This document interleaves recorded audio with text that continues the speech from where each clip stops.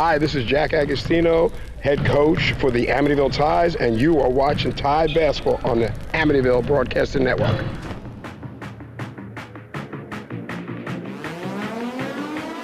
Welcome to the Amityville Tide Basketball pregame show on the Amityville Broadcasting Network.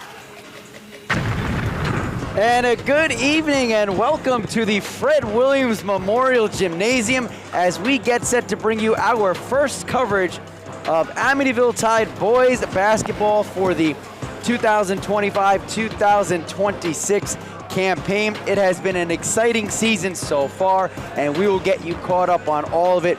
But thank you so much for spending your Thursday evening here with us on the Amityville Broadcasting Network. I'm Matt Grice. I'm joined by Christian Chicas. We'll have tip-off for you in just about 26 minutes as the Amityville Tide gets set to host the Mount Sinai Mustangs in what will be a really good game and a potential battle for first place in League 5. But we have a lot to discuss as we get you set for this game. First of all, Christian, how are you doing? It's good to see you. I'm doing good. It's been a while since we did a boys basketball game. Since the last time I was here, definitely played a little bit of pickup basketball with my friends, and let me tell you, it's not easy to hit those three-pointers like we see in these basketball games. So you're not going to be getting out on the court today is what you're saying? Yeah, no, you're not seeing me out on this court. If I shot a ball out in this court, it's probably going to hit a bird outside. Well, we will be seeing some new faces for the first time on our network this year, and we'll talk about some of those players. But let's start off by talking about the big story of this season, and that's the fact that legendary head coach Jack Agostino has decided to hang it up, at least in terms of being head coach, as he is planning on coming back as an advisor and an assistant coach next year. But 33 years as a Long Island High School basketball coach, 31 of those years being right here in Amityville, and this is his swan song right now. Yeah, he's probably feeling it. I mean, after you do this for 31 years, you're coaching for 33 years, and after reading what he said in his media day about how he wants to give 100%, he always wants to give 100% to the team. But now that he's not unsure that if he can give 100% and more leaning towards that 90% side maybe, and he can't spend as much time with the team, I think, yeah, his opinion of stepping down that's a validated opinion. And he definitely cares a lot about this team, you can tell, as he's not focusing on what their future career in basketball is, more about, hey, if they're going to go to college, his senior players right now, and he wants them to perform the best as they can. But he also cares a lot about their future just outside of basketball. It shows you what makes a really good high school coach. When you get to the pros and even in college to a larger degree, the sport becomes the number one thing. And I love what you just mentioned, that quote that Coach Agostino had spoken to Newsday about, where he said, most important thing is getting these kids ready for the next step in their life, college and beyond, and whatever that may be. And I know one of the things that Coach talks about is the relationships that he has built over the years in building his program, all the different athletes he's had, and he's kept in touch with many of them beyond the success here on the court in Amityville and the success that they've had off the court. But one of the guys that had success on the court well beyond Amityville is the guy who's currently an assistant coach. He's going to be taking over as the head coach next year, and that is former player A.J. Price. Yeah, A.J. Price coming up as a new head coach, especially because he was one of Agostino's former players. I think that is just a good move in the step direction. Yeah, that's a good move forward for the Amityville basketball team, because they'll still have Agostino as an assistant coach and advisor, but having A.J. Price step up to that new head coach who will be able to give that 100%, who has that experience in that NBA field, where he'll be able to keep the chemistry that Agostino has built already with this team, and he'll be able to let it thrive, let it prosper further into something greater. And I think we'll see that with future players coming up as Agostino leaves and A.J. Price comes in. And I think this year is really about that transition. It's one thing to be able to coach the game. It's another thing to run practice, to build those relationships.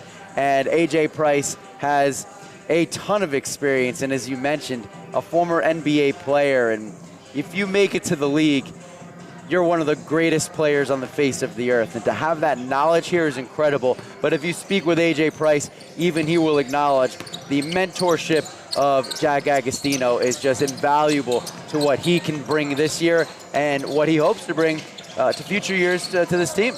Yeah, it'll be hard to live up to Agostino here, but I think as time comes, AJ Price will definitely live up to it. I like, even before the game started and even now when they're warming up, you saw AJ Price passing the ball, rebounding it back to their players as they were throwing their warm-up shots. So I think even right now, he really cares about these players, and I think Agostino is passing down that legacy to him where he's going to continue that chemistry. He's going to continue developing these players, and like Agostino, he's going to care about them more than just the game itself. Big shoes to fill, as Coach Agostino right now has a legacy of 9 Long Island championships and 4 state titles. You can look around the walls here in the gym and see those banners that are hanging proudly for this team. He's going to want to try to add some more numbers to those banners this year. It's not over yet, but let's get into it. This season so far, Amityville comes in with a record of 5-4 overall, but most importantly is their league record, and they are 5-1. The 3 losses that the Tide have had in non-league games, and Coach Agostino does this every year. He tries to schedule the games against better competition. That's how you get better, and that's how you really set yourself up for league play. So the Tide fell short at St. Anthony's back in December, 68-50. They fell short at Elmont, 63-49, and hosted Hempstead here on December 30th, 82-71. 3 straight days, back-to-back-to-back games. I'm sure they were tired. That was earlier in the season. They have some new players, a couple of new starters this year, one of them being Cameron Alford. J.J. Washington has played a role here, both of them new to Amityville. So it takes some time for this team to gel. And to get that out of the way early on, you can see that every game they seem to be getting better and better. And that was on full display back on the 13th in their last contest when they played Hampton Bays. Yeah, when they played Hampton Bays, it was like watching magic on that field. I mean, Amir Dickinson scoring his first triple-double of his career. I mean, that's not easy, especially because the game also ended in triple digits with Amityville scoring 108 points. I mean, how often do you see that in high school basketball?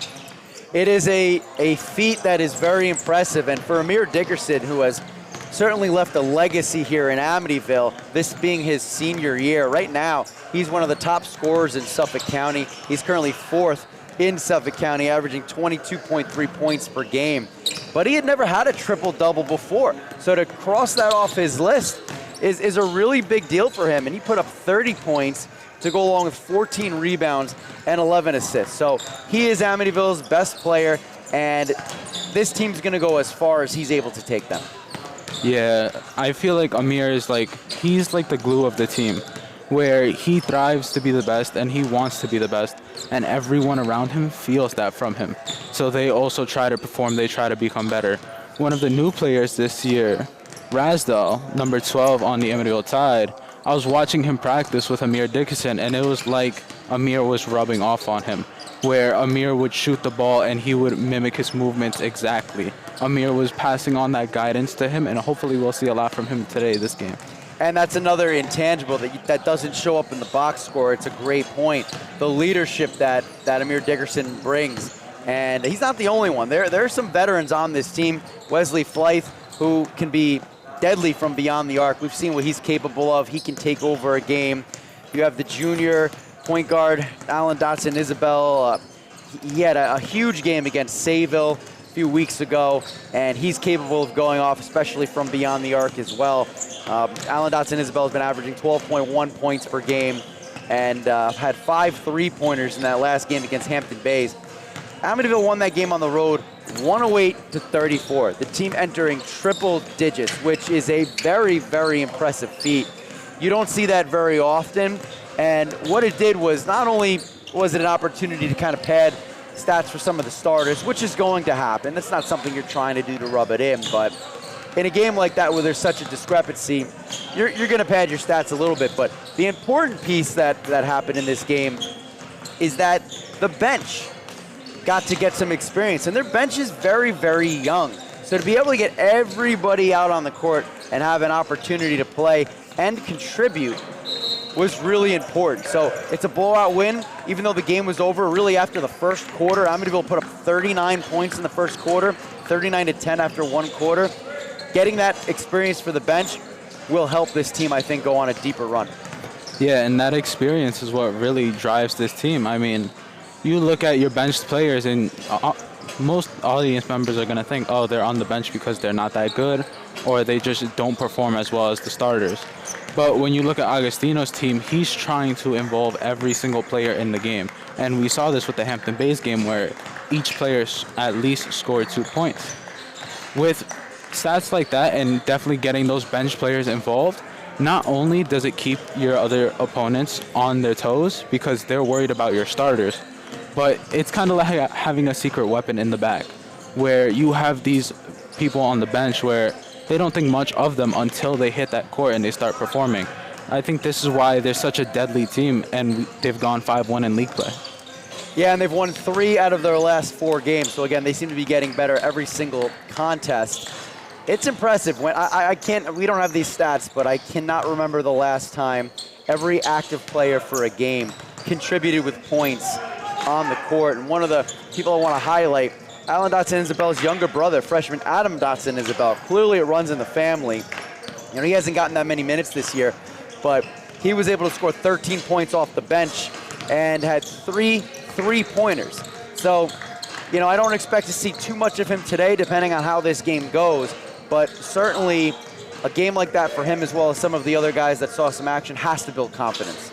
Oh yeah, 100% does. And I think it, like you said earlier, where the scoreboard won't show the guidance from the older players to the younger players, where you see people like Amir Dickerson and now Dotson-Isabel's younger brother, where he might be coming up in the game. But what's really going to drive him is his older brother, Alan Dotson-Isabel and Dickerson, where they're going to drive him to be the best that he could possibly be, along with Coach Agostino. Just to give you an idea of the total contribution and domination from top to bottom, we mentioned before how Dickerson had 30 points, 21 points for Alan Dotson-Isabel. His brother added 13, third leading scorer on the game coming off the bench. Cameron Alford, the junior, his first year with this team, he contributed 8 points.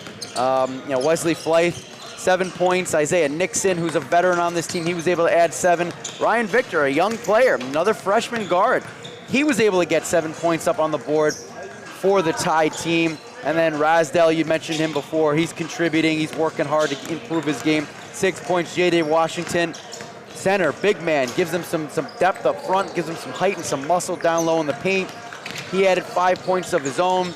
DeCosta with 2 points, and Taden Mason, 2 points. So again, every single active player, and that's why I wanted to go through that to stress that point, was able to contribute offensively for this Tide team. And when you get deep into a season and you start playing more back-to-back games, 3-4 games in a week potentially, and as the standings get tighter and you're trying to get ready for postseason play, and certainly when the postseason starts and you're playing these games one after the other, you want to go on a deep run, you need a deep bench. You need to stay fresh.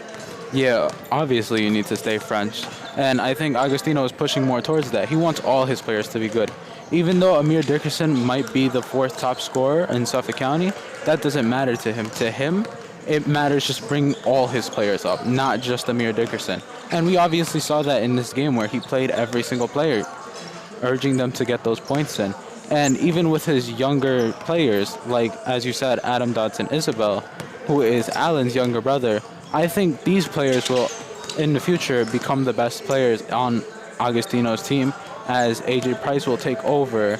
And I think he's going to continue on that legacy, building that up with the freshmen, with the sophomores, and it's just going to get even better from there.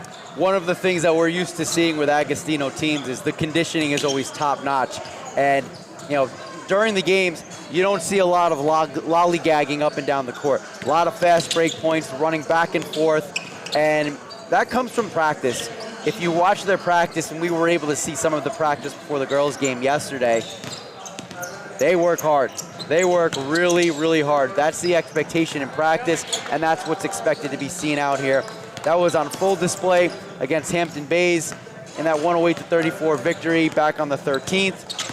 Amityville's going to need that tonight, and they have Mount Sinai coming in. We're going to break this one down in a little bit, but Mount Sinai has not lost a league game in 2 years. This year they join Amityville in League 5, and they have a one-game lead over Amityville. So whoever's going to win League 5, it might start tonight. It is a huge game, and we are looking forward to breaking this one down and seeing what happens on the court. But first, I want to thank you for joining us tonight on the Amityville Broadcasting Network once again. Matt Grice, Christian Chicas will have the call coming up in about 11 minutes, 30 seconds tip-off. But a little while ago, I had the opportunity to speak with the head coach of the Amityville Tide, Jack Agostino, as he talked about this season, where it's going, and of course, tonight's big matchup against Mount Sinai. We are here with the head coach of the Amityville Tide, Coach Jack Agostino, and this is our first time this year getting a chance to catch up with you, Coach. It's your last year as head coach. Coming into this season, what are some thoughts going through your mind? Why was this the right time, and what are you hoping to get out of your final year running the show? Well, you had to hit me with that question, the first one. You know what? I haven't really thought about it too much. I know, my goal was to come back and bring the program back to where it was before I left, and we're at that point. I'm still going to be around helping out as an assistant coach. I really feel great about A.J. Price. There's nobody better to take over the program than him, so I think we'll be in great shape. So A.J. Price, you mentioned him. Obviously, he had a prolific career here at Amityville, ended up playing in the NBA, and he is back. How has your relationship over the years with him helped bring him back to his roots? Well, he's a basketball junkie. He loves the game. He's a great teacher. And, just to see him, mature over the years from a high school student to a grown man, a father, he just really is an amazing person, and I'm very proud to have him back with me. So being that this is your last year as head coach, is there anything that you have not checked off on your bucket list as a basketball coach yet that you're hoping to do, or can you just come in this year, ride it out, and have a good time? I'm always having a good time. It's basketball. My life has been great. I've been blessed by God. I have a great wife who's been so supportive. I have a great family that's been around every step of the way. There's been a lot of ups and downs, a lot of bumps in the road. But I can tell you one thing, there's no better place to coach than in Amityville. Well, let's get into what your team's been doing this year. You are 5-1 in league play, and you're coming off a win at Hampton Bays, in which your team put up triple digits. Obviously, that game got out of hand early, put 39 points in the first quarter, but you had an opportunity to see some of your bench play, and they went out and were very successful. How does a game like that, even though it's out of hand early, help you see some of the character and some of the depth of the guys that don't generally get a lot of minutes? Well, the one thing, our bench is very young, 2 sophomores, 2 freshmen, so I think the future is really bright. These kids compete every day in practice. They've been getting minutes in every game, so I wasn't surprised at their performance at all. Amir Dickerson, we've talked about him a lot over the last several years. One of the top players in the county, currently number 4 in Suffolk County in scoring. But he did something the other day he's never done before. His first career triple-double. Talk about what that meant to him and the team, and getting to watch that from the sidelines. Well, I think we're finally realizing his true potential. He is a great scorer, but he is also a very unselfish player, which is a rare combination. And the other thing is he's an amazing rebounder. As a guard, last 2 years led the team in rebounding. I'm just really, at the next level, the college level, if you're a rebounding guard, you can go forward. Do you see him as a Division I player next year? I really believe, not only next year, I think he's going to do 1 year of prep, because right now, the whole landscape of college basketball, not taking high school kids, but I think if he does 1 year of prep, gets a little stronger, puts up some big numbers at that prep school, I feel like, no doubt, Division I schools will come looking for him. Well, you're going to need his efforts along with the rest of your team, as today you host Mount Sinai. Mount Sinai currently sitting atop the League 5 standings, but your squad is only 1 game behind. Mount Sinai has been very good the last 2 years. I don't believe they've lost a league game in that stretch up to this point. How excited is your team for this game? Is there a sense in the locker room that this game is a little more special, a little bigger than all the rest? What is the mindset right now for your players? Well, I just keep thinking about back to last year. We were the AA Suffolk County champs. They were the A Suffolk County champs. So it's like a matchup of 2 championship-type teams. And yes, our kids prepared very well. We only had 1 day of practice, and I can tell you one thing: our practice was very intense. Very intense. So I know they're ready to go. They know what's at stake, and we do the right thing. We share the ball, we rebound the ball, make our laps, don't give the ball away. Good things happen.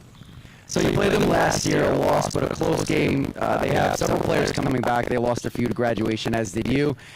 Going into today, after seeing them, you guys know each other a little bit. What are your keys? What do you need to see happen today so that the Tide walk away with the win? Well, they have the one big guy, Vales, who's really good, number 2. Very, very good player, all Long Island type player. We really have to contain him. If he gets going, we're in trouble. And then they have a sophomore point guard, Andrew McNeely, who I know very well. I know his dad, the head coach, and this is really a nice little side note. The head coach of Mount Sinai, his dad used to be my high school coach. So we have a really good connection, good relationship. So I know they really will be well prepared. I know their team is going to be coming in really hungry. They know what's at stake, and it should be an outstanding game. Well, Coach, we wish you luck. Thanks a lot for taking the time. You're the best, actually. This is unbelievable that you do this at this level. I feel like I'm coaching in college again.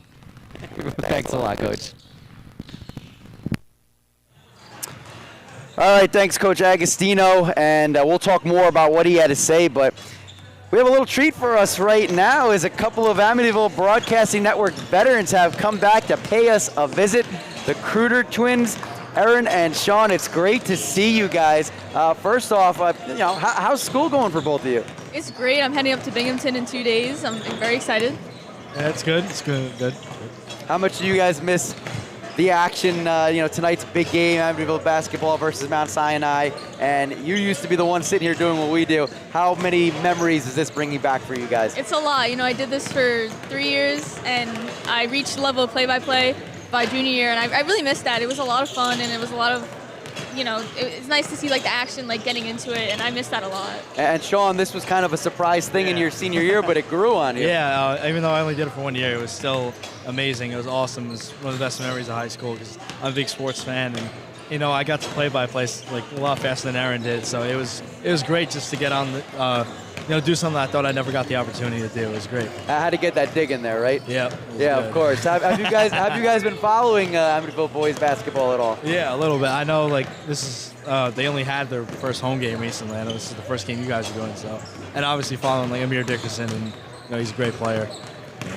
So what do you think? Let's get your analytical skills out of the drawer, dust them off. What do you expect to see tonight?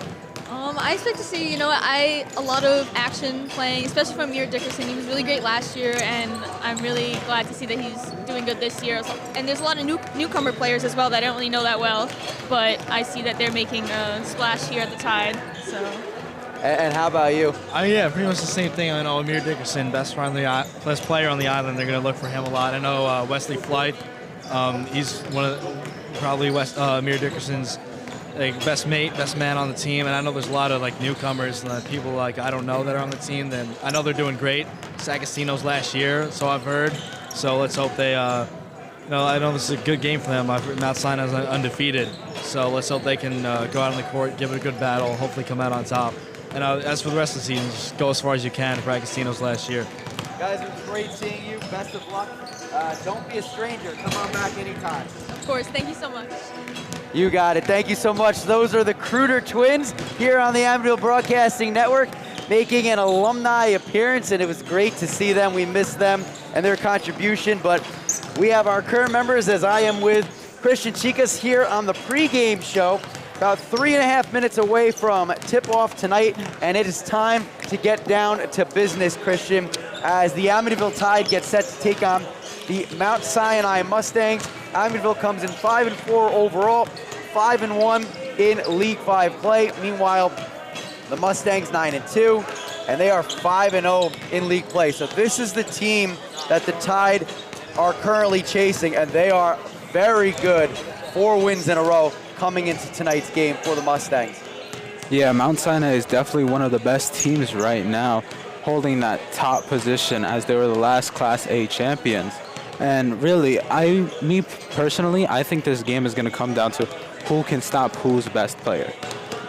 You have Vales on Mount Sinai's side, who is their best player on the team, and you have Amir Dickerson for the Amityville Tides, who is also the best player on the team, both holding statistical leaders. Vales holding number 5 and Amir Dickerson holding number 4.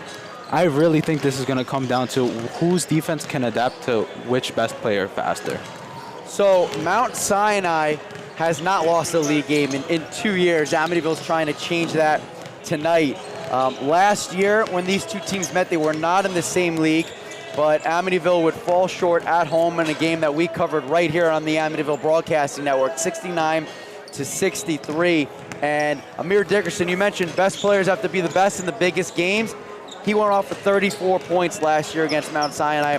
Wesley Flythe had 7, and Brian Vales 17 points for the Mustangs. So all of them will be out here for an encore tonight. Let's take a quick look at Mount Sinai's last game against Sayville, which was a 51-42 road victory. Mount Sinai was winning that one, 51-42, as you mentioned, going 10 points in the first and second quarter, 16 in the third, and 15 in the fourth. Again, Vales, the best player on their team, going 21 points and 7 rebounds. It should be a fun matchup tonight. Two great teams, an excellent crowd here at the Fred Williams Memorial Gymnasium. Christian, what are your keys for tonight? Like I said before, it's going to be shutting down the best player on each team. I think it's going to be a little bit harder for Mount Sinai to shut down Amityville, as now we see Jack Agostino bringing up the entire team, not just Amir Dickerson, so people like Wesley Flythe might be able to shine in this game. But I think the immediate concern is shutting down Vales for Amityville and shutting down Dickerson for the Mount Sinai. Well, it should be a lot of fun. We appreciate you joining us here for the pregame show, but don't go anywhere because we have tip-off coming up right after this. Joining me will be Justice Wright and all the play-by-play action coming up next, right here on the Amityville Broadcasting Network.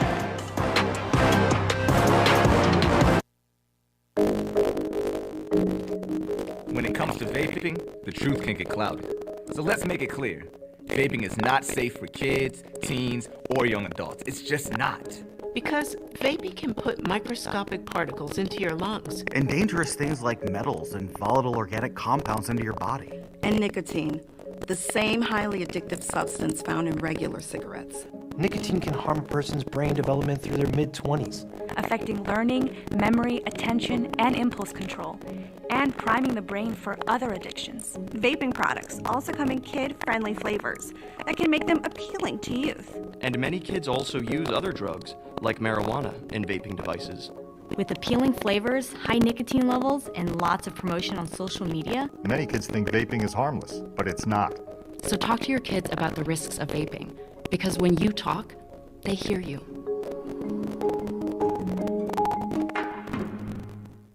I've always loved space and football. Growing up, some people told me I had to choose, but here's the deal. You can be great at more than one thing. And getting involved in STEM opens up your world to a universe of opportunities in life.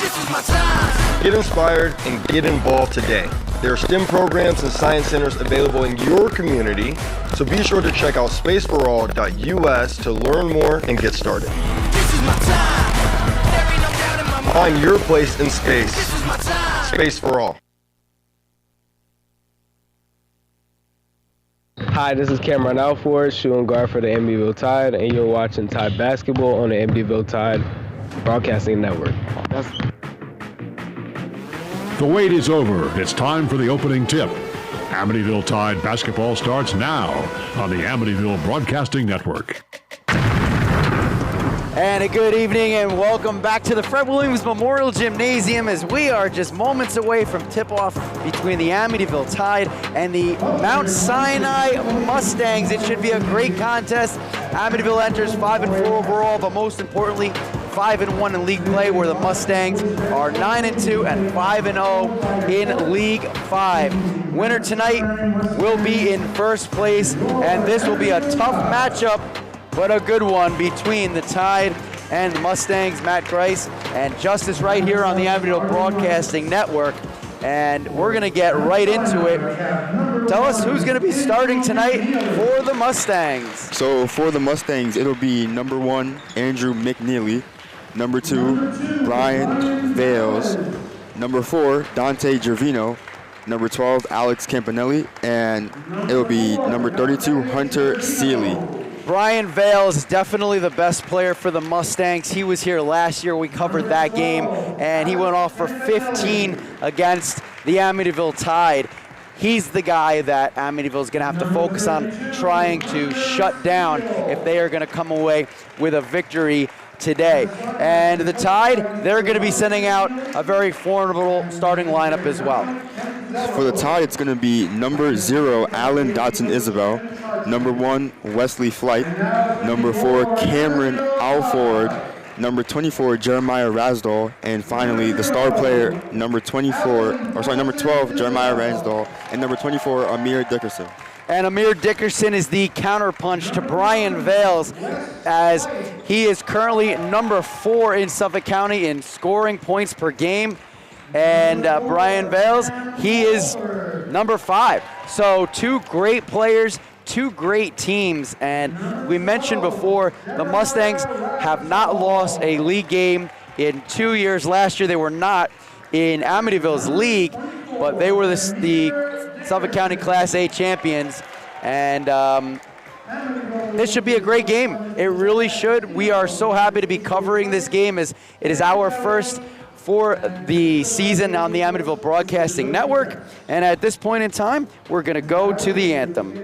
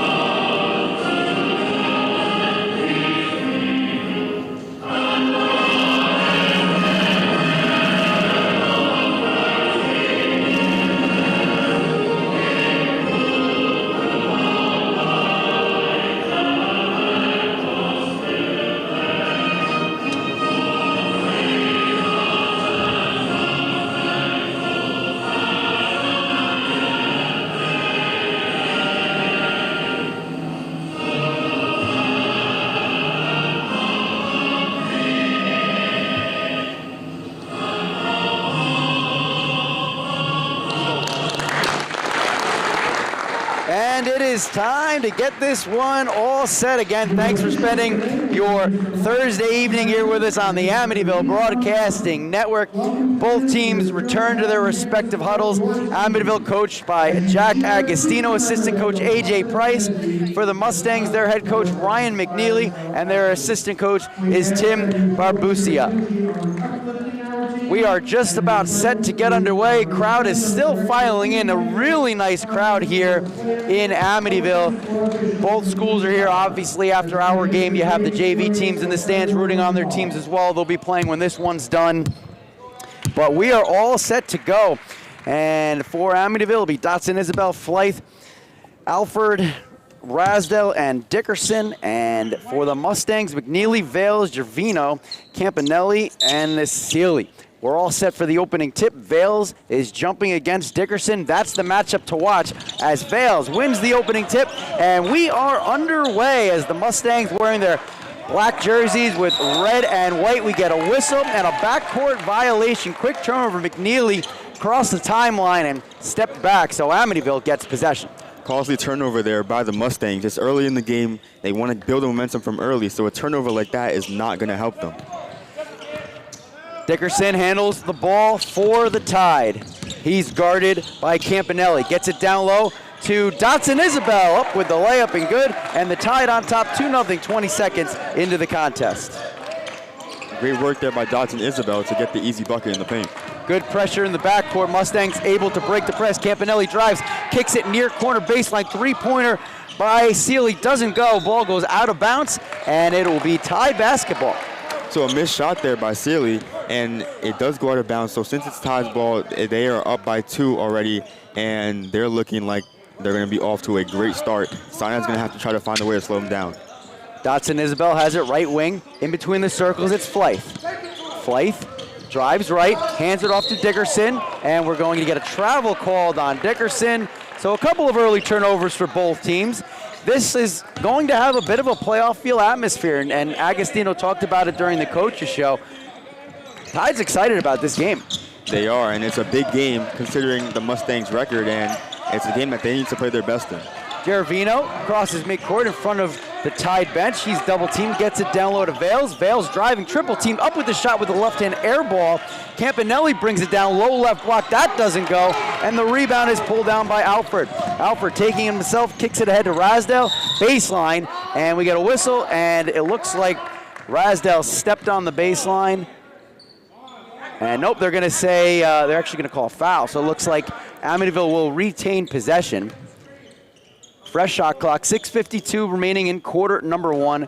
2-0, Tide on top. Inbound pass to Dickerson, slips, regains his footing, up with a 5-footer, and that rims out. Rebound pulled down by Campanelli. Campanelli pushing the pace to Vales. Vales driving right side, kicks it back out, three-pointer, Campanelli, and drills it. 3-2, Mustangs' first lead of the game. Great shot there by Campanelli, finding an opening, hitting the shot. Press broken by the Tide. Dotson Isabel, corner Alford. That doesn't go. Rebound, Flythe drives in the lane, up with the shot, and good.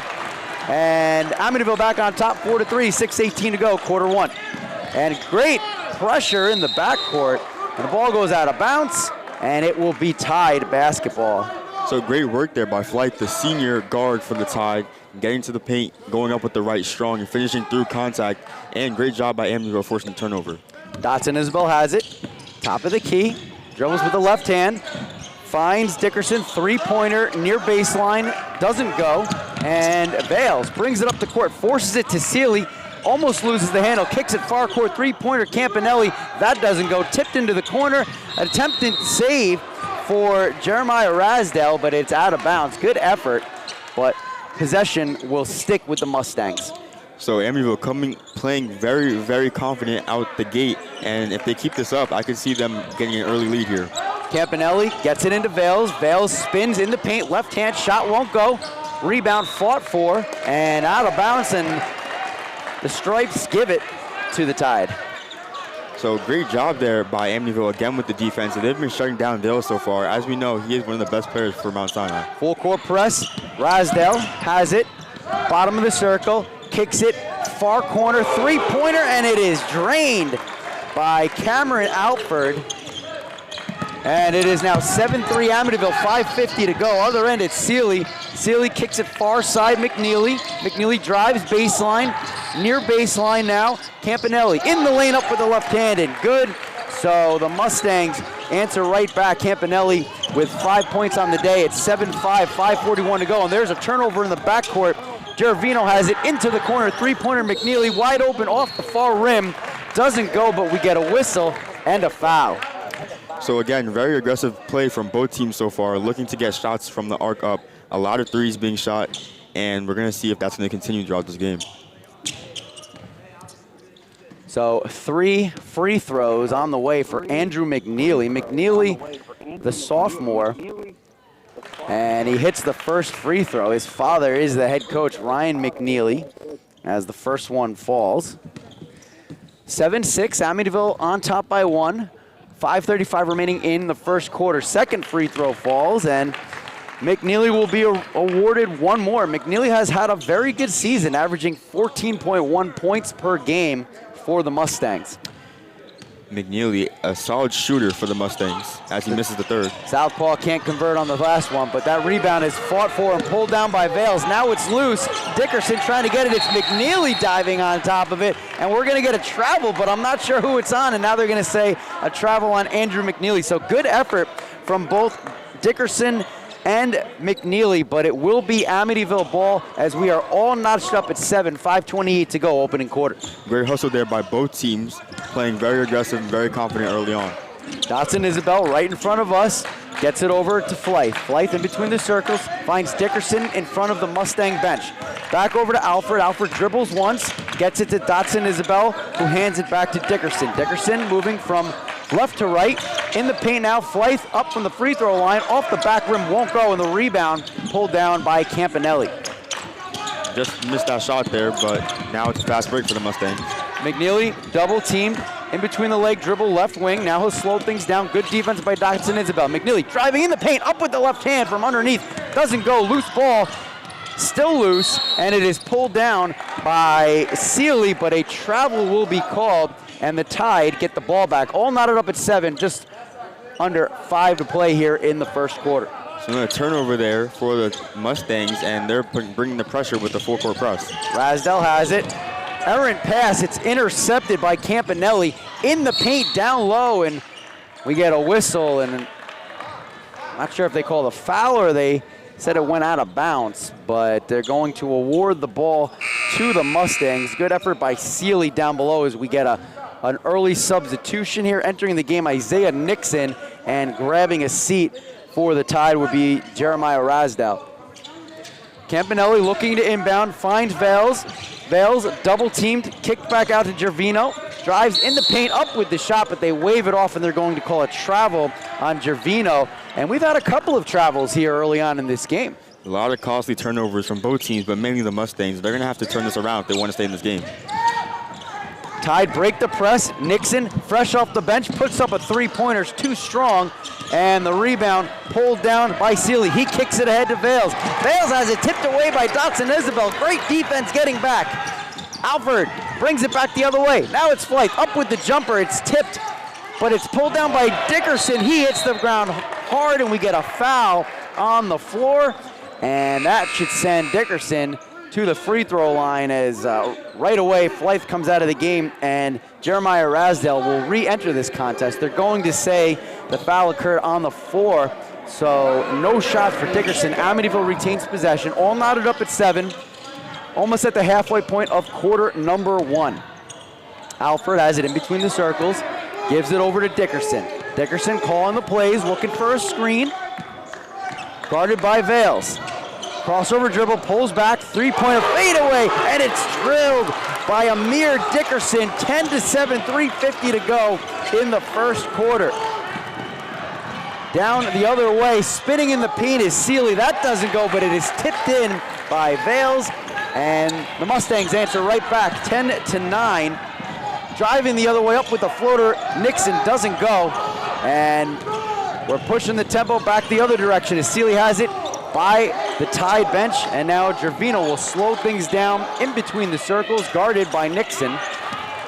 Dribbling right, gets it over to Vales. Vales left wing, hands it off to McNeely. McNeely looking for an alley-oop over to Vales, but it goes out of bounds, and they are going to say last touch off a black jersey. So it'll be Amityville basketball, 10-9, 3:13 remaining in the first. A lot of action here early on, and now the officials change course, and they say last touch off of Amityville. Great hustle there by Dickerson. Just wasn't able to kick it off of the Mount Sinai jersey.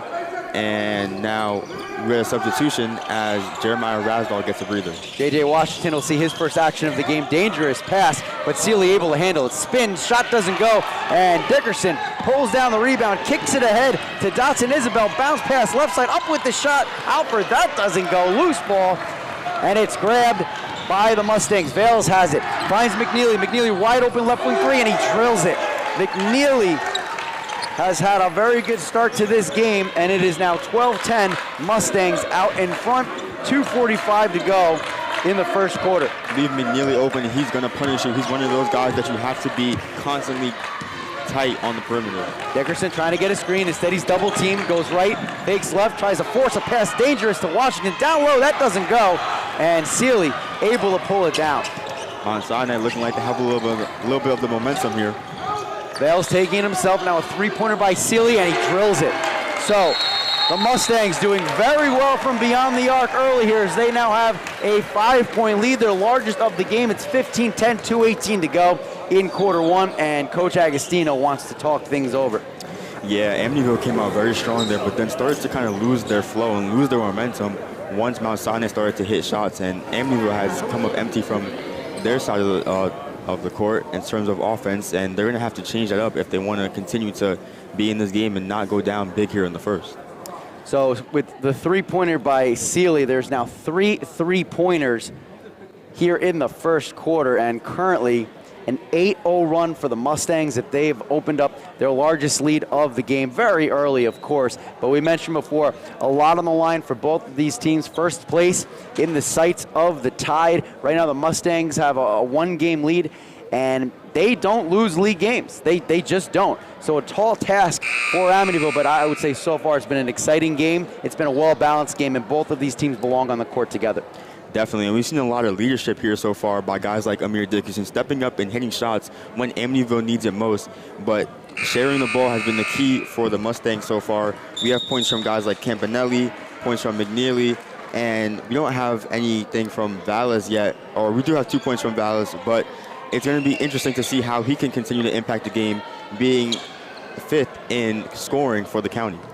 Vales averages 21.7 points per game. Last year when these two teams met in a non-league contest, Vales put up 15.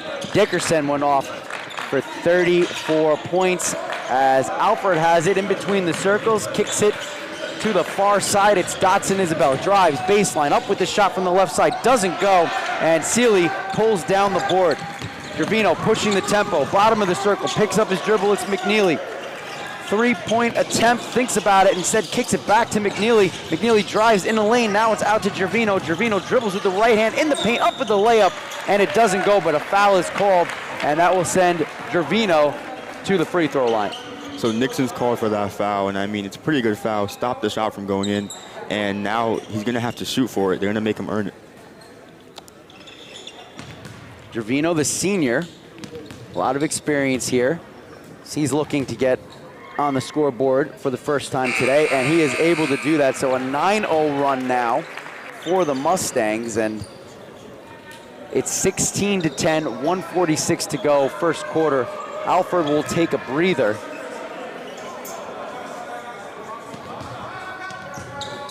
And the second free throw attempt by Gervino is good. 17-10 now, 1:46 to go, first quarter.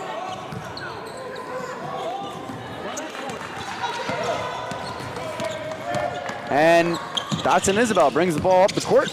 It's Nixon in between the circles. Flythe, far side. Dickerson. Dickerson, top of the key now. Dotson Isabel, three-pointer, rims out. Rebound down low, pulled down by Rasdale. Goes out of bounds. And possession will be awarded to the Mustangs. Dotson Isabel went off for 5 3-pointers in that win against Hampton Bays. That one just missing. As Seeley can't handle the pass, it goes out of bounds, and the Tide will get it back with 1:23 to go here in the first quarter. Scoreboard now updated to reveal the correct score, 17-10. Mustang on top. Dotson Isabel to Nixon. Dickerson in front of Mustang bench. Flythe puts up a 10-footer off the backboard, no good. And Vales pulls down the defensive board. Scoring drought here for the Tide. They're going to need to pick it up if they don't want to go down here early. 1 minute remaining, quarter number 1. Vales has it. McNeely, 4-3, contested, doesn't go. Dickerson fighting for the rebound. It goes out of bounds. And last touch off of a Mustang. So Amityville gets possession down by 7 with 55 seconds remaining in the first quarter. Scoring here would be very big for the Tide. They haven't scored in a couple minutes, and getting on the board here would give them some momentum going into the second quarter. Dickerson has it. Near baseline, drives, and they're going to call a foul on the Mustangs. So it'll still be Tide ball, and it's going to be Dotson Isabel inbounding. 44 seconds to go in the first quarter.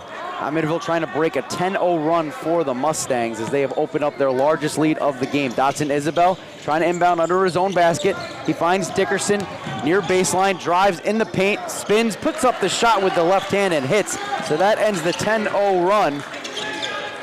And now backcourt pressure as the Tide trail by 5. 30 seconds remaining here in the first quarter.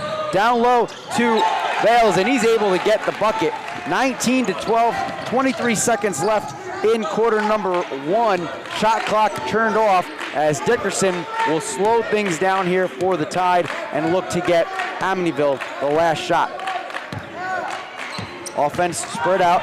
Dickerson looking for a screen, drives behind the back dribble, in the paint, up with the shot, it's tipped and blocked, pulled down by Campanelli. 3 seconds left, half-court shot, out of bounds, and the clock stopped, but it should not have stopped, and that should be the end of the first quarter. We want to make sure that it is before we go to break. And the officials going over to talk to the scorer's table. Mustangs, rightfully so, understood how much time was left, and they threw up a three-quarter shot, which ended up being an air ball, but the horn never sounded, and now the clock is reset to 8 minutes. So we are officially done with quarter number 1 as Amityville trails the Mustangs 19-12. We'll be right back on the Amityville Broadcasting Network. America's Vet Dogs is a national nonprofit empowering veterans, first responders, and active duty service members facing both visible and hidden disabilities through the placement of a highly trained service dog. However, recipients never bear the financial burden. You can be a part of making a meaningful difference in the lives of veterans and first responders in need. Learn more by visiting vetdogs.org.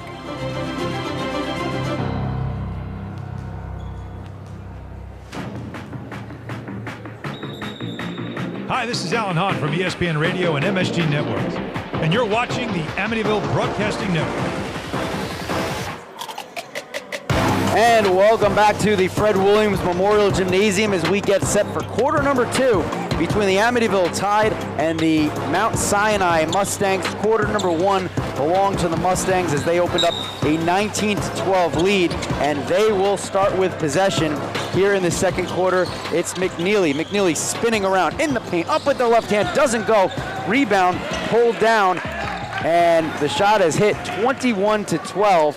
7:46 to go in the first half.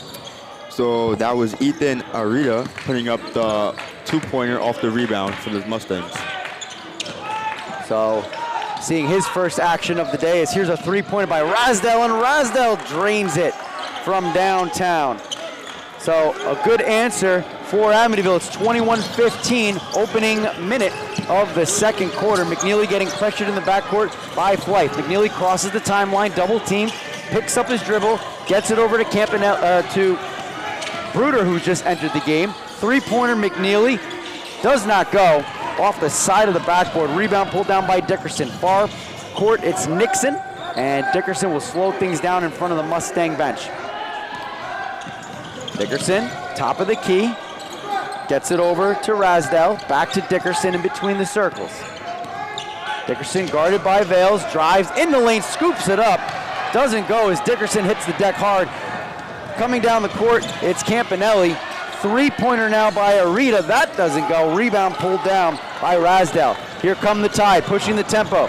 Dickerson drives up with the shot and gets the finger roll. 21-17, 6:30 to go in the second quarter. Whistle on the floor, and they are going to call a foul. Looks like they're going to call a foul on Dotson Isabel, scratch that on his brother. They look very similar as Adam Dotson Isabel getting some minutes, and now his brother Alan Dotson Isabel back on the court. Mustang ball, full court press. Bruder trying to bring it up.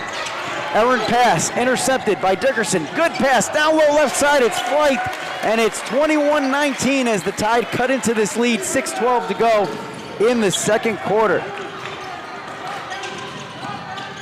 Back the other way, down low, Vales, he gets on the scoreboard. That ends the 7-0 run for the Tide. And it is 23-19, 5:56 to go, second quarter. Dickerson to Dotson Isabel in between the leg dribble. Top of the key, Dickerson, fancy move in the paint, drives, and he will draw the foul on the floor. And Amityville will get the ball inbounding under their own basket. So Dickerson here taking over the game, scoring and offensively, and looking to get the Tide to tie this game up. And Dickerson gets the inbound pass near baseline in between the leg dribble, but unfortunately for him, it went over the line out of bounds. So a turnover for the Tide as we get a substitution coming back in the game, Gervino, and taking a seat for the first time tonight, Campanelli for the Mustangs. 23-19, 5:42 to go in the half. Mustangs out on top. Full court pressure continued by Amityville. Gervino has it. Now it's Hertz. Fresh off the bench. Gervino drives, scoops, doesn't go. Flight fighting for the rebound. He hits the deck hard in between two towers wearing black jerseys, and it'll be Amityville ball as a foul is called. So good effort by Flythe, and possession goes to the white jerseys. Flythe, being a senior on this team, showing his leadership and showing his ability to understand the game and what to do in certain situations, allowing the Tide to gain possession here. And being only down by 4, you can imagine that the Tide are going to look to get Dickerson involved in this play here and try to close his gap. Coach Agostino rotating his bench as Washington comes into the game for Rasdell. Dotson Isabel gets a pass over to Alfred, who's back in the game. He puts up a long 3 from the left wing. That's too strong. Won't go. Loose ball down low. Washington battles with Sealy underneath, and they're going to say last touch off of Washington. So the Mustangs will get it back with a 23-19 lead, 5:11 to go in the second quarter. Great hustle there by Washington, and Amityville still with the full court press. Ravino crosses the timeline, gets it over to Arita. Low right block, spinning, shot won't go for Vales. And Dickerson charging down the court. Dotson Isabel thinks about a 3 from the corner. Instead, it's sent around the world to Flythe on the other side. Back to Dickerson. Dickerson steps to the right, gets tripped up on the 3, doesn't go, too far off the far rim, and Gervino pulls down the board. 23-19, 4:38 to go, second quarter. Dickerson lacks no confidence there as he goes for the side step through. Hurts to Sealy. Sealy spins, triple team up with the shot over Washington. A pretty shot for Sealy. And it is now 25-19, 4:21 to go. Mustangs on top. Dotson Isabel up with the tough shot. Can't get the finger roll. And the rebound pulled down by Sealy. He takes it up himself. Picks up his dribble. Gets it down low to Arita. Kicks it back out for the 15-footer. It's Hurts. No good. Pulled back down by Arita. His shot rims around, and that doesn't fall. Dickerson able to get possession for the Tide. Great rebounding there by the Mustangs to generate the second chance opportunities, but they weren't able to convert as Agostino calls timeout. Halfway through quarter number 2, it's 25-19. This has been a very exciting back and forth contest. We had talked about in the pregame show the big matchup was going to be between Amir Dickerson and Brian Vales. Vales not really able to get too much of his game started offensively so far. Dickerson we've seen all over the court, but despite that, other guys have been stepping up for the Mustangs, and they have opened themselves up to a 6-point lead. Yeah, definitely. Besides Vales, we still see points from guys like McNeely, and we see points from guys like Sealy as well in the paint dominating. And the paint presence isn't really there for Amityville as much as they would want it to be, and they're allowing more open shots from beyond the arc. Although we haven't seen any connects so far in the second quarter, it's going to be something for them to look out for and work on throughout this game. Matt Grice, adjust this right. Bringing you tonight's action here on the Amityville Broadcasting Network. Don't forget to like our page, subscribe to our channel. We appreciate all of your support. These students do amazing things here on the Amityville Broadcasting Network, and we are enjoying this contest tonight as Nixon runs over to the bench real quick as he thought he was in the game. Turns out he wasn't. Almost had too many men on the ice. Wrong sport, but that would have been the call. Amityville has the ball, will inbound right in front of us. It's Alfred. And backcourt violation as that pass gets away from Dotson Isabel. So out of the timeout, not how Agostino drew it up. And Dotson Isabel will take a seat, and his brother will come in and take over as the Mustangs will inbound right in front of us. Gervino has it, guarded by Flythe. Gervino looking for help, tries to force a pass to Sealy, almost loses it. Sealy picks up the dribble. Gervino has it left wing, fakes a shot, drives, 15-footer, and drills it from the left upper block. So a nice play by Gervino, and it is a 6-0 run right now for the Mustangs as they lead 27-19, 3:35 to go in the first half. The Tide are going to have to try to make an adjustment here to stop the Mustangs offensively. Freshman Dotson Isabel has it, gets it over to Dickerson. Picks up his dribble, upper left block. We get a whistle on the floor and a foul. And that will be a foul on the Mustangs. You can call a reach in, it looks like. So Amityville will inbound right in front of the Mustang bench with 3:23 left to go in the first half. Aggressive defense there by the Mustangs. They do get the foul call, but you have to imagine it's pretty good to slow down the momentum as the ball's inbounded to Adam. Adam Dotson Isabel has it and has it taken away. Good defense by McNeely, and Gervino dives on top of the fumble and calls a timeout. So a heads-up play by Gervinho, who has done a really good job on both sides of the court. Not just handling the ball, but he's got a couple of points. And again, trying to save his team from the turnover right there. Calls the smart timeout. So both teams will head back to their respective benches. And we talked about it. Again, this is basically like a playoff game. The atmosphere here is outstanding. The bleachers on our side of the court are filled up as fans from both of these schools have come out to root them on. Right now, Amityville is behind the Mustangs by 1 game in the standings for first place, as the Mustangs will get possession. Full court press for the Tide. Gervinho gets it in. It'll be Arita bringing the ball up the court, picks up his dribble, finds McNeely right in front of the Tide bench. Dribbles from right to left, in between the legs, guarded by Dotson Isabel, the elder, who's back in the game now. Sealy drives left, free throw line, over to Arita, drives in the paint, right hand from the left side, won't go, but the putback by Brian Vales. And it is now 29-19, 10-point lead for the Mustangs, 2:45 to go until the half. Great job there, rebounding by Vales, generate the second chance opportunity. Dotson Isabel's shot takes a couple unlucky bounces, rebound pulled down by McNeely. McNeely pushing the tempo, now he decides to slow things down. Mustangs on the midst of a 10-0 run as Sealy has it in the corner. Down low to Vales. Vales spins up with the shot and good. 12-0 run as Vales converts, and it is 31-19, 2:19 to go in the half. The Tide have to put a stop to the Mustangs defensively, or else this is going to get ugly really quick. Bottom of the circle, Dotson Isabel guarded by McNeely, gets it over to Dickerson, right wing. Dickerson spins and has the ball tipped away. Good defense by Arita. Arita looks to take it himself. Up with the shot, doesn't go. Put back by Vales, that doesn't go, and Flight able to put it down. Smart play by Dickerson not to commit the foul there. And back the other way come Amityville. Three-pointer in the corner, and a really important shot by Dotson Isabel, trying to get some momentum back in his favor. 31-22, 1:40 to go in the half. So the elder Dotson Isabel there stepping up and putting in the good three-pointer to end the run.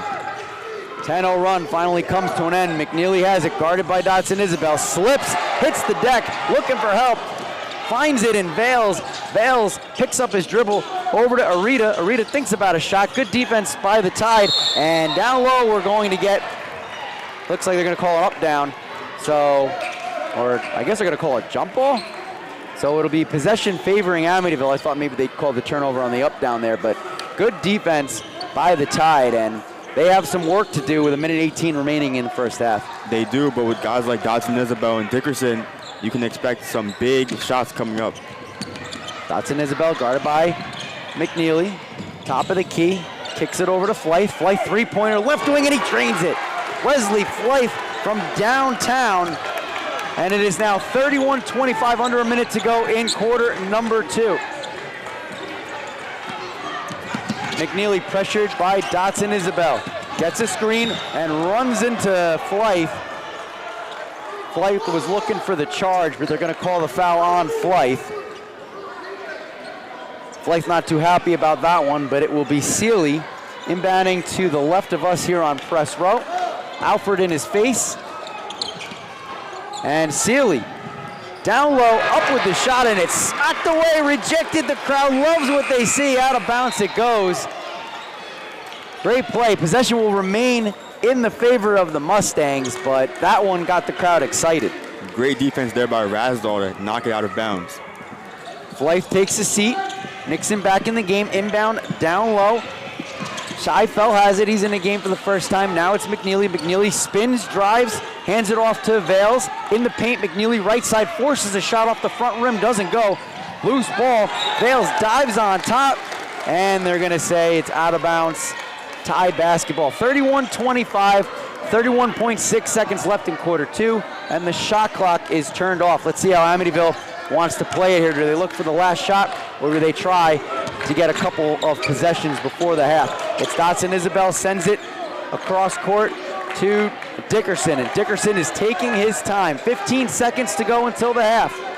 Now coming out To guard him is Scheifel. Dickerson drives, picks up his dribble, puts up the three-pointer, air ball. Out of bounds it goes. 5.9 seconds remaining in quarter two, with Amityville trailing by 6 points. Not the greatest look there for Dickerson. Tried to get that big three to switch the momentum, but wasn't able to find it. Full court press by Amityville. Scheifel has it. 4 seconds. Driving up the court. Gervino, 2 seconds. Loses the handle. Nixon has it now for Amityville. And that will do it for the first half here in Amityville, New York, as the Tide find themselves trailing at halftime against the Mustangs by a score of 31-25. Don't go anywhere, though, as the halftime show is coming up next right here on the Amityville Broadcasting Network.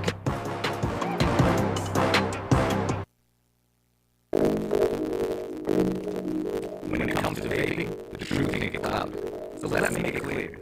Vaping is not safe for kids, teens, or young adults. It's just not. Because vaping can put microscopic particles into your lungs. And dangerous things like metals and volatile organic compounds into your body. And nicotine, the same highly addictive substance found in regular cigarettes. Nicotine can harm a person's brain development through their mid-20s, affecting learning, memory, attention, and impulse control, and priming the brain for other addictions. Vaping products also come in kid-friendly flavors that can make them appealing to youth. And many kids also use other drugs, like marijuana and vaping devices. With appealing flavors, high nicotine levels, and lots of promotion on social media, Many kids think vaping is harmless, but it's not. so talk to your kids about the risks of vaping. Because when you talk, they hear you.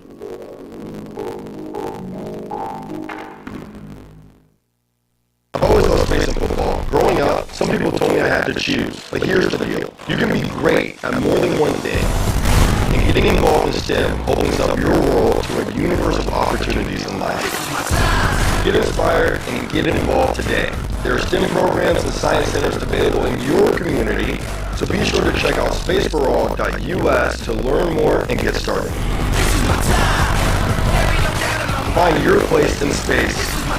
Space Hi, for this all. is Amir Dickerson, point guard for the Amityville Tide, and you are watching Tide Basketball on Amityville Broadcasting Network.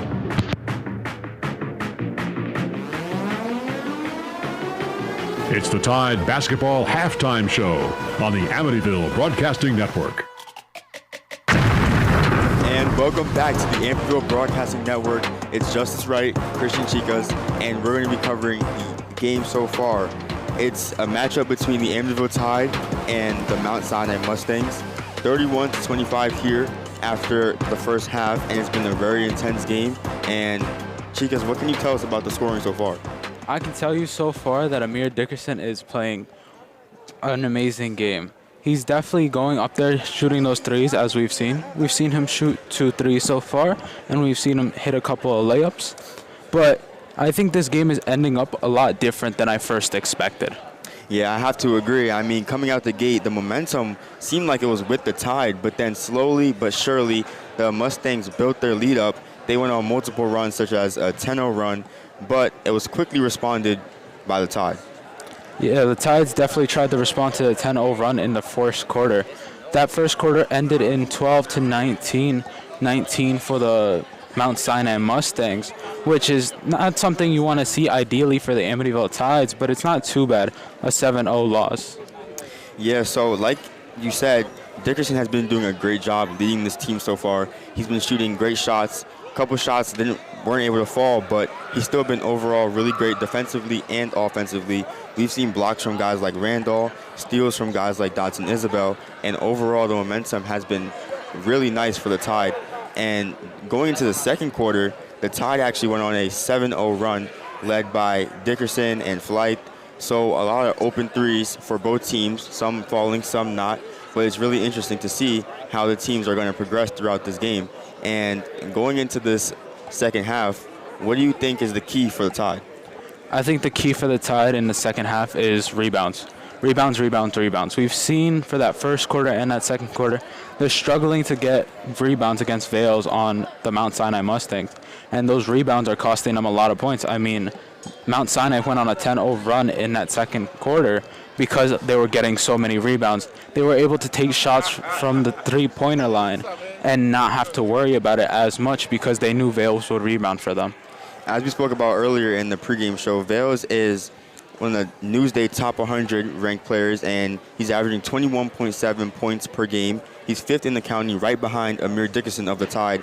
And it's been interesting to see because Vales hasn't been there offensively all the way so far in this first half. But what we have seen, like you said, is the rebounding, the boxing out. And we also saw a lot of turnovers. So it's been a really scrappy game between both teams. And in terms of the Tide, we see guys like Dotson Isabel, like Flight, like Rasdall stepping up and being able to get rebounds and put up points.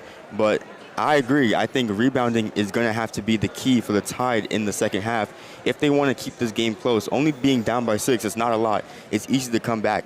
But what do you think the Mustangs should do if they look to extend their lead in the second half? If the Mustangs want to extend this lead in the second half, I think on their defensive side, they definitely need to respond better in their offense too, because we've seen so far that the Amityville Tide is just doing a full court press.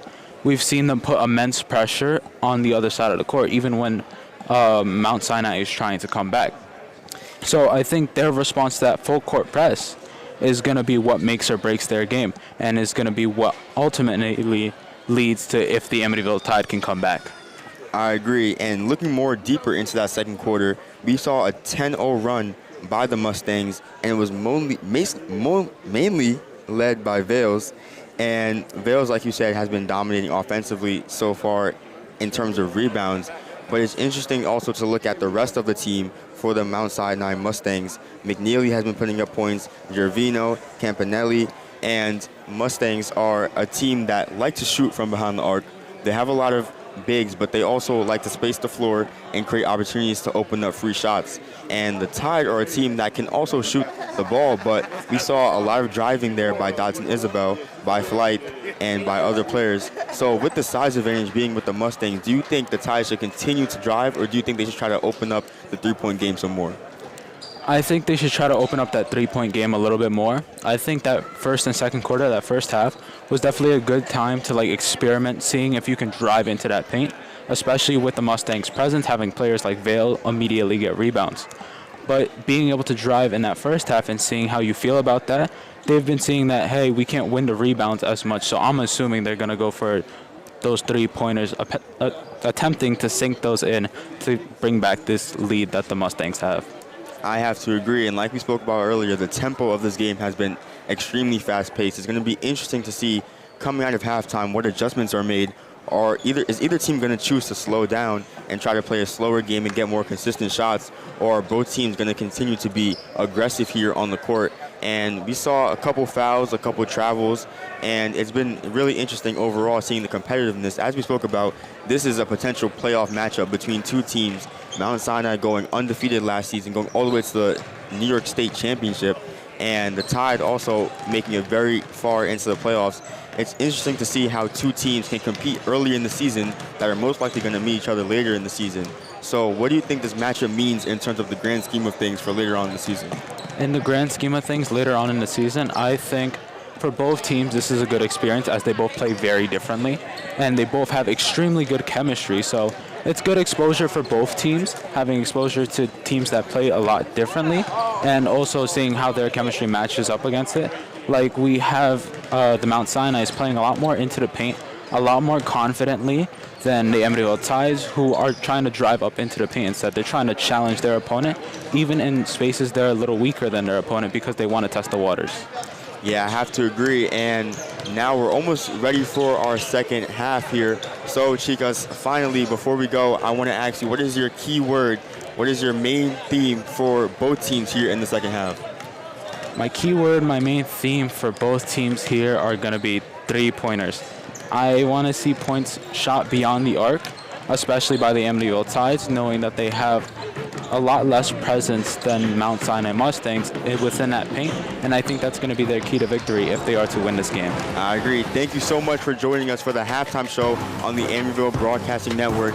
And now we're going to send it to break, and we'll be right back here for the second half.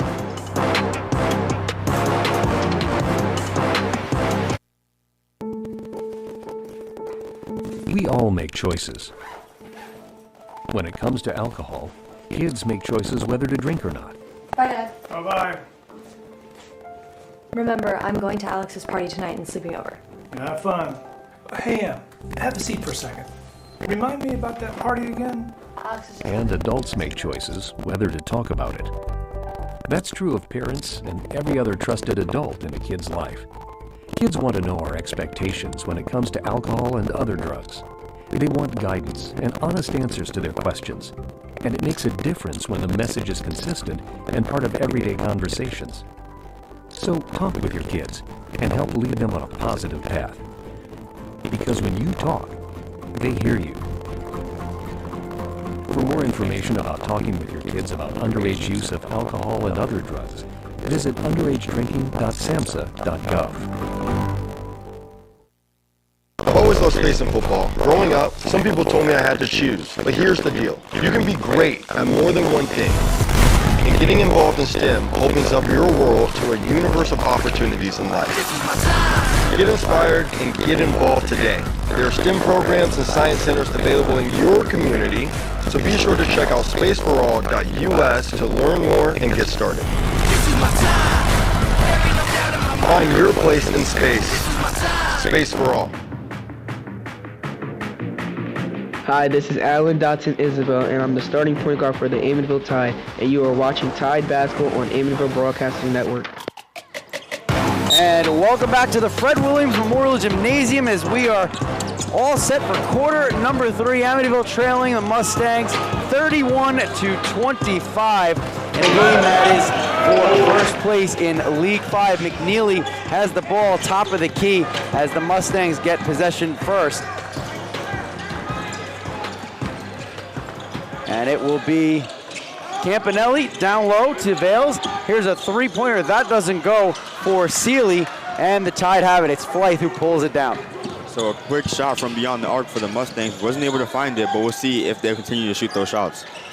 Flythe in between the circles. Now it's Dickerson, left wing. Amityville now going from right to left across your screen. There's a three-pointer too strong for Rasdell, and the Mustangs pull it down. It'll be Seeley, crosses the timeline, hands it over to Campanelli. Campanelli in between the circles, guarded by Rasdell, drives in the paint, up with the shot, and one! 33-25, a minute gone by in the third quarter, and Campanelli with a chance to complete the three-point play. Great drive there by Campanelli, making it all the way to the basket, putting up the shot, connecting with the shot, and now having the chance for the three-point play. We'll see if he can connect here. Campanelli has been playing extremely well for the Mustangs so far. He's going to be a key player if they want to keep this lead. Quick substitution for Agostino as Washington enters for Rasdell. A free throw doesn't go. Ball is loose. It's pulled down by Washington, and here come the Tide. It's Dickerson pushing the tempo, driving in the lane, taking it himself. Shot doesn't go. A foul is called, and the Amityville bench are calling for free throws, and that's what they will get. So that sends Amir Dickerson to the charity stripe, as obviously he is trying to put the team on his back right now. Dickerson being the 4th leading scorer in all of Suffolk County, he's looking to put some more points up on the board here with these free throws. And the first free throw by Dickerson is good. Amir Dickerson coming off a career best game against Hampton Bays as he had his first ever career triple-double here on the varsity level. 30 points to go along with 14 rebounds and 11 assists as the second free throw was off the front of the rim, no good. Rebound almost pulled in by Washington, but Vales is able to get it. Finds Seeley, pressure in the backcourt by Dotson Isabel. McNeely patiently gets it across. Hands it off to Vales. Vales dribbling from left to right in the paint, up with the shot, uncontested, and Vales gets the field goal. 35-26, 6:29 to go in the third quarter. The Tide cannot allow easy buckets like that if they're going to look to lower this deficit. Dickerson picks up his dribble. Flythe, long three-pointer, right wing, doesn't go, rims out, and pulled down by Vales. So a missed three there by Flythe. Scoring drought for the Tide a little bit, but now it's going to be Sinai's chance to add some more points on the board. McNeely, cross-court to Gervino. Gervino guarded by Alford. Right-handed dribble, looking for the screen. In between the legs, finds Vales. top of the key, back to Gervino. Gervino has it, left side, spins in the paint, loses it, and it's picked away by Dotson Isabel. So Amityville brings it up, trailing by 9. Driving in the paint, up with the shot from the free throw line, off the back of the rim, it's Dickerson, doesn't go. Washington gets the rebound, loose ball is Alpert, tries to get it. Diving on top is Arita, and we finally get a whistle as we see hands from both jerseys pointing in both directions. And we'll wait to see who they award possession to, and it looks like they're going to give it to Amityville. So great hustle there by both teams, and Dickerson's going to inbound the ball now. We'll see if the Tide can connect from the field. Dotson Isabel driving, right side, spins around, has his pocket picked by McNeely, and back come the Mustangs. McNeely, bottom of the circle, far baseline, it's Gervino. Wide open three-pointer by Campanelli, doesn't go. Rebound pulled down by McNeely from the right low block, and out of bounds it goes. And it will be Tide basketball, 35-26, 5:19 to go in the third quarter. Amityville only 1 point here so far in quarter number 3, 26 for the game. They had 39 in the first quarter against Hampton Bays, so definitely much tougher competition tonight.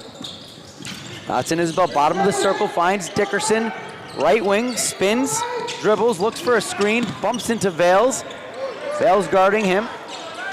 This is the matchup of the game, spinning around, up with the scoop, and it lands in the basket, and they call the foul. Will they count it? They do. So a great play by Dickerson, scooping it with the left hand, getting hit in midair, and now Dickerson with a chance for a three-point play. Dickerson going directly at Vales, and like we spoke about, that is the matchup tonight. So far, Dickerson has been outscoring Vales, and we'll see if he continues to do that, and he's gonna have a chance for a three-point play. Dickerson, being a leader on this team, is looking to put the team on his back and lower this deficit. 35-28, Mustangs in front, just under 5 to play in the third quarter as Dickerson can't convert. He's only 1 for 3 from the charity stripe here in the second half, and there's a loose ball, and it's scooped up by Washington. Gets it ahead to Dickerson, who kicks it right back to him. Washington driving in the lane, takes it himself, doesn't go too strong off the glass, and a rebound pulled down by Sealy, and we get a whistle and a jump ball as a good effort by several white jerseys in possession will favor Amityville. So we start to see a momentum shift now, something we talked about during the halftime show, and the Tide have the momentum. Three-pointer, Nixon right off the bench, off the side of the rim, no good. Rebound pulled down by Vales, and he gets it over to Gervino, who will slow things down. 35-28, 4:25 to go, third quarter. Mustangs out in front. It's McNeely, dribbles from right to left, back to right. Top of the key, hands it over to Vales. Vales spins, paint, right side, and hits it. 37-28, 4:11 to go in the third quarter. Vales going at Dickerson now, getting the tough bucket, getting some payback for what Dickerson did to him on the other end. Top of the key, it's Flythe in between the leg dribble, gets it over to Nixon, back to Flythe. Flythe three-pointer, too strong, rebound pulled down by Gervino, and he will take it up himself. Crossing mid-court, nobody guarding him. Gervino pull-up three-pointer off the back rim, rebound pulled down by Vales, and he follows through.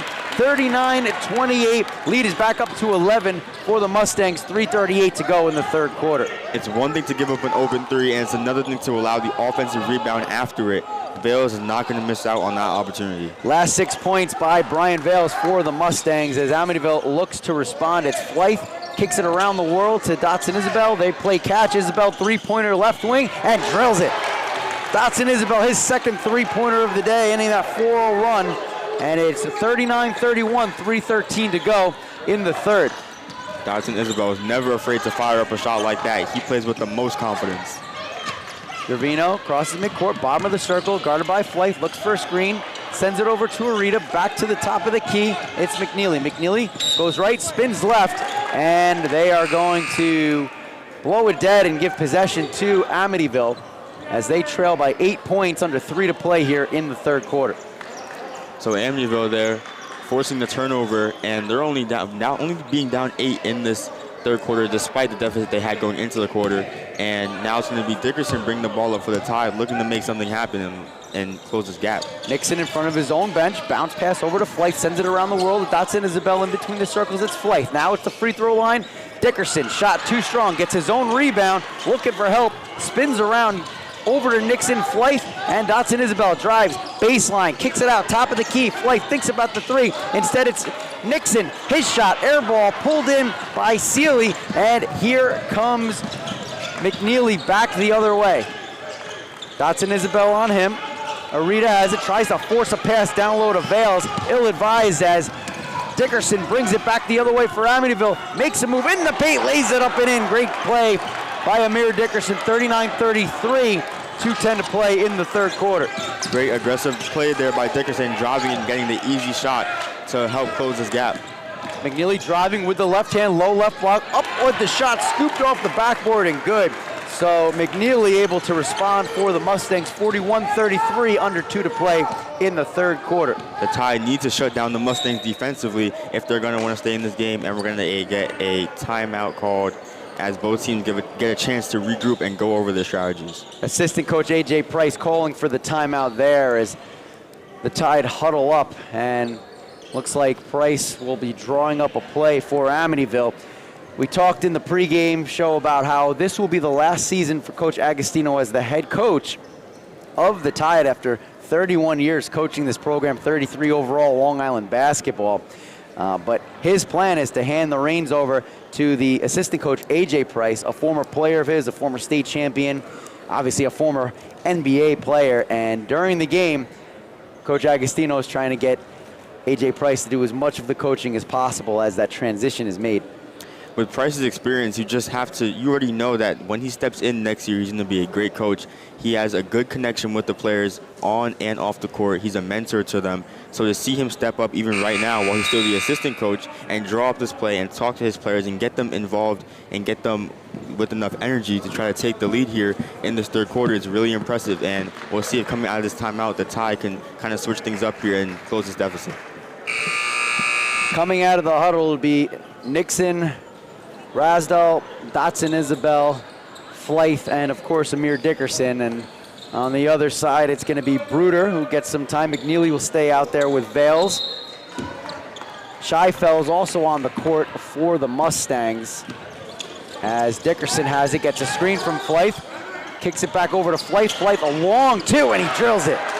Wesley Flythe, difficult shot, and it is 41-35 with 93 seconds to go in the third quarter. McNeely, bottom of the circle, dribbles right, gets it over to Scheifel. Scheifel hands it off to Bruder. Bruder in the paint, spins, get a whistle on the floor, and they're going to call a foul on the Tide. So it will be the Mustangs inbounding in front of their own bench. Seeley looks to inbound. Nixon trying to block his view, bounce pass over to McNeely. McNeely, bottom of the circle, gets it across court to Bruder. Three-pointer baseline off the front of the rim by Seeley, no good. And the Tide have it back. It's Dickerson pushing the tempo, finds Dotson Isabel, thinks about the three. Instead, Dickerson, top of the three, three-pointer, too strong. Loose ball, Dotson Isabel has it back. Kicking it around to Flythe. Flythe, left wing three, that doesn't go. And it's pulled down by McNeely. McNeely runs into Nixon, and they will call a foul on Isaiah Nixon, and that will slow things down here. 41-35, under a minute to play in the third quarter. Mustangs in front. Nixon's only a sophomore, but he plays like he's been playing this game at the high school level for countless years, and he plays with the most confidence, and we'll see how he'll continue to impact this game. Seeley hands it off to McNeely. McNeely guarded by Dotson Isabel and steps across the line. Backcourt violation, turnover for the Mustangs, and the Tide get it back trailing by 6. They have not been able to get this deficit under 6 points in a long time. They haven't had a lead since the beginning of this game. But Amir Dickerson has it, bottom of the circle, gets a screen from Nixon, kicks it into the corner to Dotson Isabel, back to the left wing, Dickerson. 40 seconds on the game clock, 25 on the shot clock. Long three-pointer by Nixon, well off the mark, and it's Seeley with the rebound. Nixon not afraid to shoot there, just going to have to take off a little bit of the power and hit those shots. 1 second differential shot clock and game clock as McNeely has it, picks up his dribble, tries to force a pass down low to Vales. Out of bounds it goes as he couldn't get in position. So the shot clock will be turned off. Cameron Alford comes back into the game as Nixon will take a seat. And with 22.9 seconds remaining in the third quarter, Tide down by 6, trying to cut it to 4 or less as Dickerson will take his time bringing the ball up the court. 15 seconds left. Dickerson, bottom of the circle. Looking for some help. Gets it over to Dotson Isabel. Right wing, 7 seconds left. Over to Alfred. Alfred, cross court back to Dotson Isabel. Flythe, spinning jumper, blocked. And that's where the third quarter will come to an end. 41-35. Mustangs on top of the Tide, but don't go anywhere. Plenty of action left as this game will be decided in the next 8 minutes. Next, right here on the Amityville Broadcasting Network. I've always loved space and football. Growing up, some people told me I had to choose, but here's the deal. You can be great at more than one thing, and getting involved in STEM opens up your world to a universe of opportunities in life. Get inspired and get involved today. There are STEM programs and science centers available in your community, so be sure to check out spaceforall.us to learn more and get started. Find your place in space. Space for All. Hi, this is Drew Phillips from the New York Giants, and you're watching the Amityville Broadcast Network. Welcome back to the Fred Williams Memorial Gymnasium as we are just about ready to kick off quarter number 4. It has been an exciting game between the Amityville Tide and the Mount Sinai Mustangs, and other than two 10-0 runs, one in the first quarter, one in the second quarter for the Mustangs, this has really been a back and forth game, but the Tide have not been able to get the deficit under 6 points. It'll be Mustangs starting off right in front of us here on press row as Campanelli will inbound. And McNeely has it. McNeely dribbles from right side to left, going all the way around, and they're gonna call a foul on the floor, waving off the basket. 41-35, 1 quarter left to play.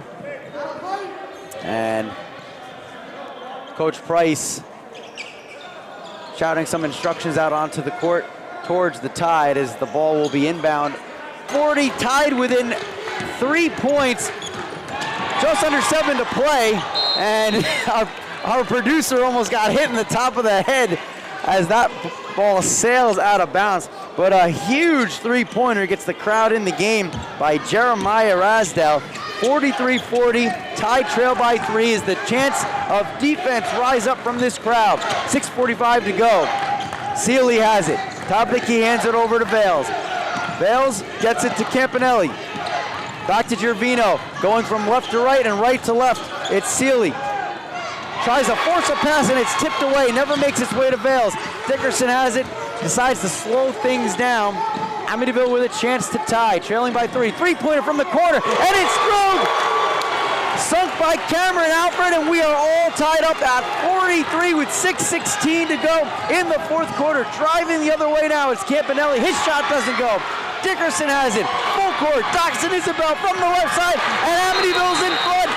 45-43, just over 6 to play here in the fourth quarter, and a timeout is called immediately by head coach Ryan McNeely and the Mustangs. Amityville on top for the first time since quarter number 1.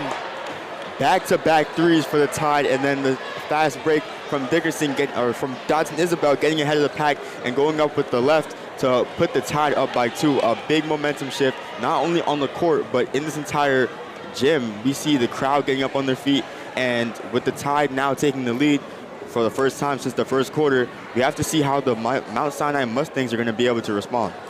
Very quickly, an 8-0 run for the Tide, and we were talking about this before. The Mustangs had a 10-0 run in the first quarter. Amityville responded with a 7-0 run early in the second quarter to cut into that Mustang lead, but then the Mustangs responded with a 10-0 run of their own again, and it's really been back and forth. Amityville trailing between 6 and 12 points for pretty much half of this game, but very, very quickly, and that's where it shows you how runs can play a factor.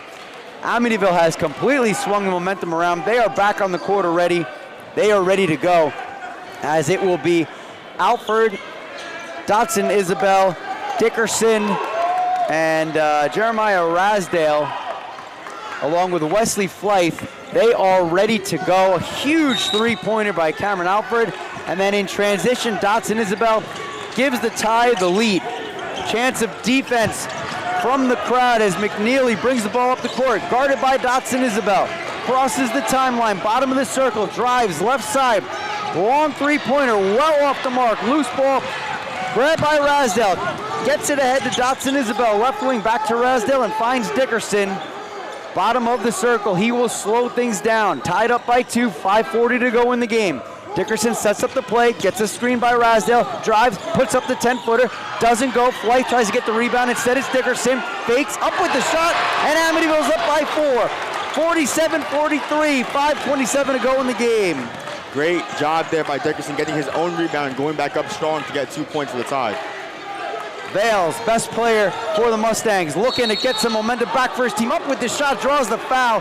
Too strong off the back rim. Dickerson doesn't like the call, and that will send Vales to the line. But that'll be 2 instead of an opportunity for a three-point play, and I think at this point the Tide will take it. Yeah, it was aggressive defense there by Dickerson. He thought he was straight up and that there was no foul, but the refs think otherwise, and it'll be Vales putting up the first shot. And you can hear the crowd going crazy behind us as Vales is able to convert on the first free throw, and that ends the 10-0 run for the Tide. 47-44, Amityville out in front, 5:16 remaining. Vales, second free throw, and gets a friendly bounce, so he hits a pair. 47-45, Tide still in front. Full court press, Flight's pass, tipped away, loose ball, still loose, and it's picked up by Vales. Vales over to Seeley, so Mustangs able to cause the turnover on the full court press, and now McNeely will slow things down. It's Seeley in between the circles. Hands it off to Vales. Vales to Gervino, in between the circles, guarded by Rasdale. Now it's McNeely, uncontested 3, rims out from the right wing.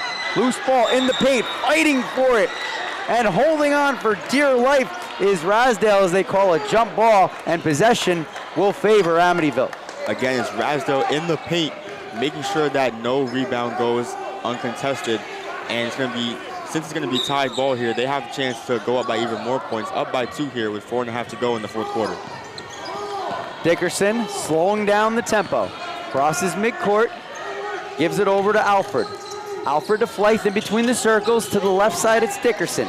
Dickerson leaning right, dribbles right, spins left, from the left side, up with the left hand. No good. Rebound pulled down by Seeley. Vales pushing the tempo back the other way. Now he backs off. Double teamed in the corner, finds McNeely.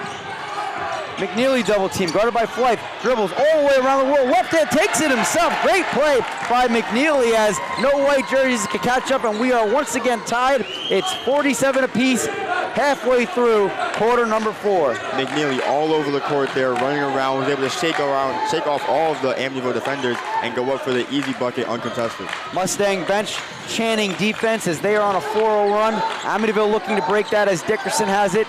Far wing, guarded by Campanelli. Now Dickerson backs off, 13 seconds on the shot clock, 3:45 on the game clock. Dickerson drives right side, three-pointer, corner, Flythe, front of the rim, no good. Rebound pulled down by McNeely, and it will be Gervino who brings the ball up the court. Behind the back dribble, Flythe on him. All tied up at 47, 3:30 to go in the game. Driving, McNeely, same play as before. This time it's swatted away, but a foul is called on Amityville, and that will send McNeely to the charity stripe. So it's Flythe and Rasdale protecting the paint, and it's something that the Tide are going to have to continue to do if they want to win this game. McNeely shooting the free throws here. No easy buckets is always a good motto, so it's good to see that Amityville, if they are going to foul, they're not going to allow it to be an and-one opportunity. So free throws here, but I think we're going to get stoppage for an injury. So it looks like McNeely has a little blood as there was some contact made under the basket. He certainly doesn't look like he wants to come out of the game, but the officials are forcing him over to the bench. They're pointing to what appears to be his right wrist as head coach Ryan McNeely takes a look, and both teams will return to their respective benches. Andrew McNeely, he's only a sophomore, but he is playing with poise and confidence of a seasoned veteran here. He averages 14.1 points per game for the Mustangs, and that is good enough for second best on the team. Second, of course, actually third best on the team. No, I stand corrected. Second best on the team. Hunter Seeley is third with 12.2 points per game, and it has been a great ride here for both of these teams. What a game, as we are all tied up at 47. Kudos to Amityville for not giving up, as it looks like McNeely continues to get some medical attention. They probably just want to bandage it up, make sure no blood gets on the court. Yeah, it's good to see the refs and everyone else following protocol and making sure that everyone is safe and sanitary in this game. And it's been extremely competitive so far. Again, two teams that are probably going to see each other later on in the season in the playoffs. So it's good to see this competitive matchup. And it's been back and forth so far. The Tide have gone on some runs. The Mustangs have gone on some runs. And it's really interesting to see just how this game's playing out so far, and makes us wonder what is going to be the outcome of this one. First place on the line tonight. These two teams will meet up again on January 30th, and that will be out in Mount Sinai, 6:15 start, so a late one there. But right now, all that matters is this one. It has been a very exciting game. It has been very exciting, and so far, it is all tied up, and we have McNeely shooting free throws, and the first one's up. So the first free throw is good, and if you were wondering if it was going to affect his shot, clearly it did not. McNeely has a bandage on the back of his right hand, his shooting hand. You can see even from where we are, it's a little red, but he appears fine and ready to go. So Mustangs back on top, second free throw rims around and gets a friendly bounce. So McNeely gets the job done, and the Mustangs are back up by 2 as they are in the midst of a 6-0 run in response to the Tide's 10-0 run. Chance of defense from the Mustang bench. It's Flight in between the leg dribble, top of the key, hands it off. Dickerson drives, puts up a shot, and sinks it. And that is actually Noah Robinson, fresh off the bench. Noah Robinson giving a boost. And it is all tied up at 49, just under 3 to play. That ends the 6-0 run. McNeely double team looking for help. It's Seeley. Down low, ball tipped out of bounds, and they're going to say possession remains with the Mustangs. So it looks like we got a jersey swap there. That's what I thought. Dickerson. That is Dickerson. Yeah. So that's interesting. I wonder if he got blood on his jersey. Most likely. He's number 21 now, so we'll be on the lookout for that. Yeah, that's what I thought. So Noah Robinson usually wears 21. He is still on the bench. I'm going to say there's no way Dickerson's coming out of the game at this point. I'm going to guess he got blood on his jersey, perhaps. Maybe it ripped, not really sure. But the Mustangs have the ball. Tie game, 2:30 to go. Spinning around is Gervino, 2 on the shot clock. Down low, that doesn't go. Put back is good by Vales. They will count it. And the Mustangs back on top, 51-49, 2:22 to play here in the fourth. Tide lackluster defense. They're allowing the rebound from Vales and allowing the putback. Blythe to Dickerson. Dickerson cross court, three-pointer. Alford off the side rim, no good. Rebound pulled down by McNeely, and Rasdale bowls him over like a tight end, and a foul will be called on Rasdale. So the Mustangs will inbound under the basket. Press coming from the Tide. 2:07 to play in the game, and it is 51-49. Mustangs clinging to a 2-point lead. Gervino has it, double team in the corner, gets it up to Campanelli. Campanelli in the corner, Seeley, back to Campanelli, guarded by Flight, drives, baseline, pass over to McNeely, and it is kicked out of bounds off of Flight's foot. So the Mustangs will keep possession, 20 seconds on the shot clock, 1:52 remaining in the game, Mustangs up by 2. Inbound pass to Seeley, almost loses that as he falls. Gervino has it, finds Campanelli, up with the 10-footer, rims out, rebound, pulled down by Alford, and we're gonna get a foul.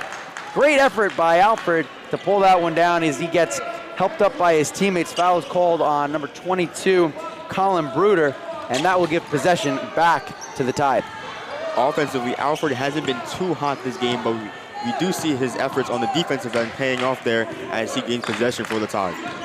95 seconds remaining. Dotson Isabel has it, guarded by McNeely, gets around him, drives in the lane, front of the rim, no good. Dotson Isabel gets the rebound, and we are going to get a foul Good effort by Dotson Isabel. I was wondering if they're going to call a jump ball on that one, but Amityville will keep possession as they inbound under their own basket. 88 seconds remaining, Tide trailing by 2 points. This has been everything and more that we expected going into it, and now we get a timeout called by Coach Agostino as the two teams retreat to their respective benches. Dotson Isabel, the smallest player on the court right now, but you wouldn't be able to tell with that play right there. Putting up his floater, just missing, getting the rebound, and being able to maintain possession for the Tide. Dotson Isabel, being a junior on this team, has a lot of experience, and he's been playing alongside a lot of great players. So it's great to see him taking up this leadership role, stepping up as a captain for this Amityville basketball team. And so far in this game, he's been great. Dickerson's been great, and it's interesting to see just how their connection has been so far. What I love about the excitement of these two teams is both of them are very capable of going off offensively very, very quickly. We've seen several good runs in this game from both teams, and all of them seem to happen over a very short period of time. If you look at Amityville's roster, they have a bunch of players who are excellent from beyond the arc. Dotson Isabel is obviously a threat. Wesley Flight, that's his specialty, three-pointers. Cameron Alford, the junior, his first year here in Amityville, hit a huge three-pointer earlier that tied the game and set up the opportunity for Dotson Isabel on the turnover to give Amityville their first lead since the first quarter. But right now, the Tide find themselves trailing by 2 with the ball. 88 seconds remaining in the game. The Mustangs enter the court, and we are ready to go. The Tide rolling out the same lineup as before the timeout. Dotson Isabel gets it into Dickerson, who's back to his jersey number 24. Dotson Isabel to Flight, they play catch, and we get a whistle. And it looks like a foul maybe away from the ball. And so Amityville once again inbound under their own basket. 6 seconds tick off the clock. Tide still trailing by 2 as Dickerson has it near corner. Guarded by Campanelli. Now he backs out to the left wing. Cross court, three-pointer. Alford doesn't go. Loose ball pulled down by Rosdell. Amityville has another chance. Alford has it over to Dickerson. Flythe with a minute left, trailing by 2. Flythe over to Dickerson in between the circles. 23 seconds on the shot clock, 54 on the game clock. Three-pointer, corner, Alford, air ball, and the rebound pulled in by Seeley. And it's a turnover. Great defense by the Tide to force that turnover. And Amityville will get another opportunity as we get a timeout by Coach Agostino, as they are going to want to talk this over and draw up a play. Amityville still trailing by 2. 49 seconds remaining in the contest. Alford was unable to connect on that three-point shot. Air ball might have been tipped. We don't know, but all we know is that it's going to be tied ball here with 50 seconds to go left in this game.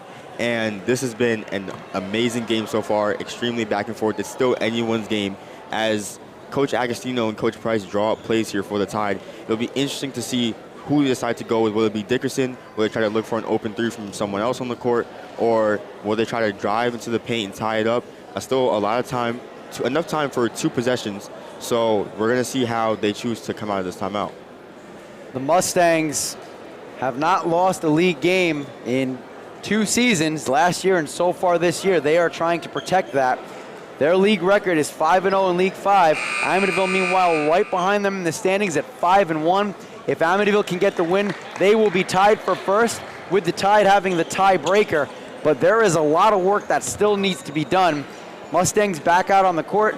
Agostino's crew coming onto the court with Amityville trailing 51-49. 49.2 seconds remaining in the game. And it will be Amir Dickerson inbounding to our left on press row along the sideline. He gets it into Dotson Isabel, left wing. Clock is ticking. Flight thinks about the 3, drives up with the shot, rims out, loose ball. Dotson Isabel has it, hands it over to Dickerson. We get a whistle, and they call a foul on the floor.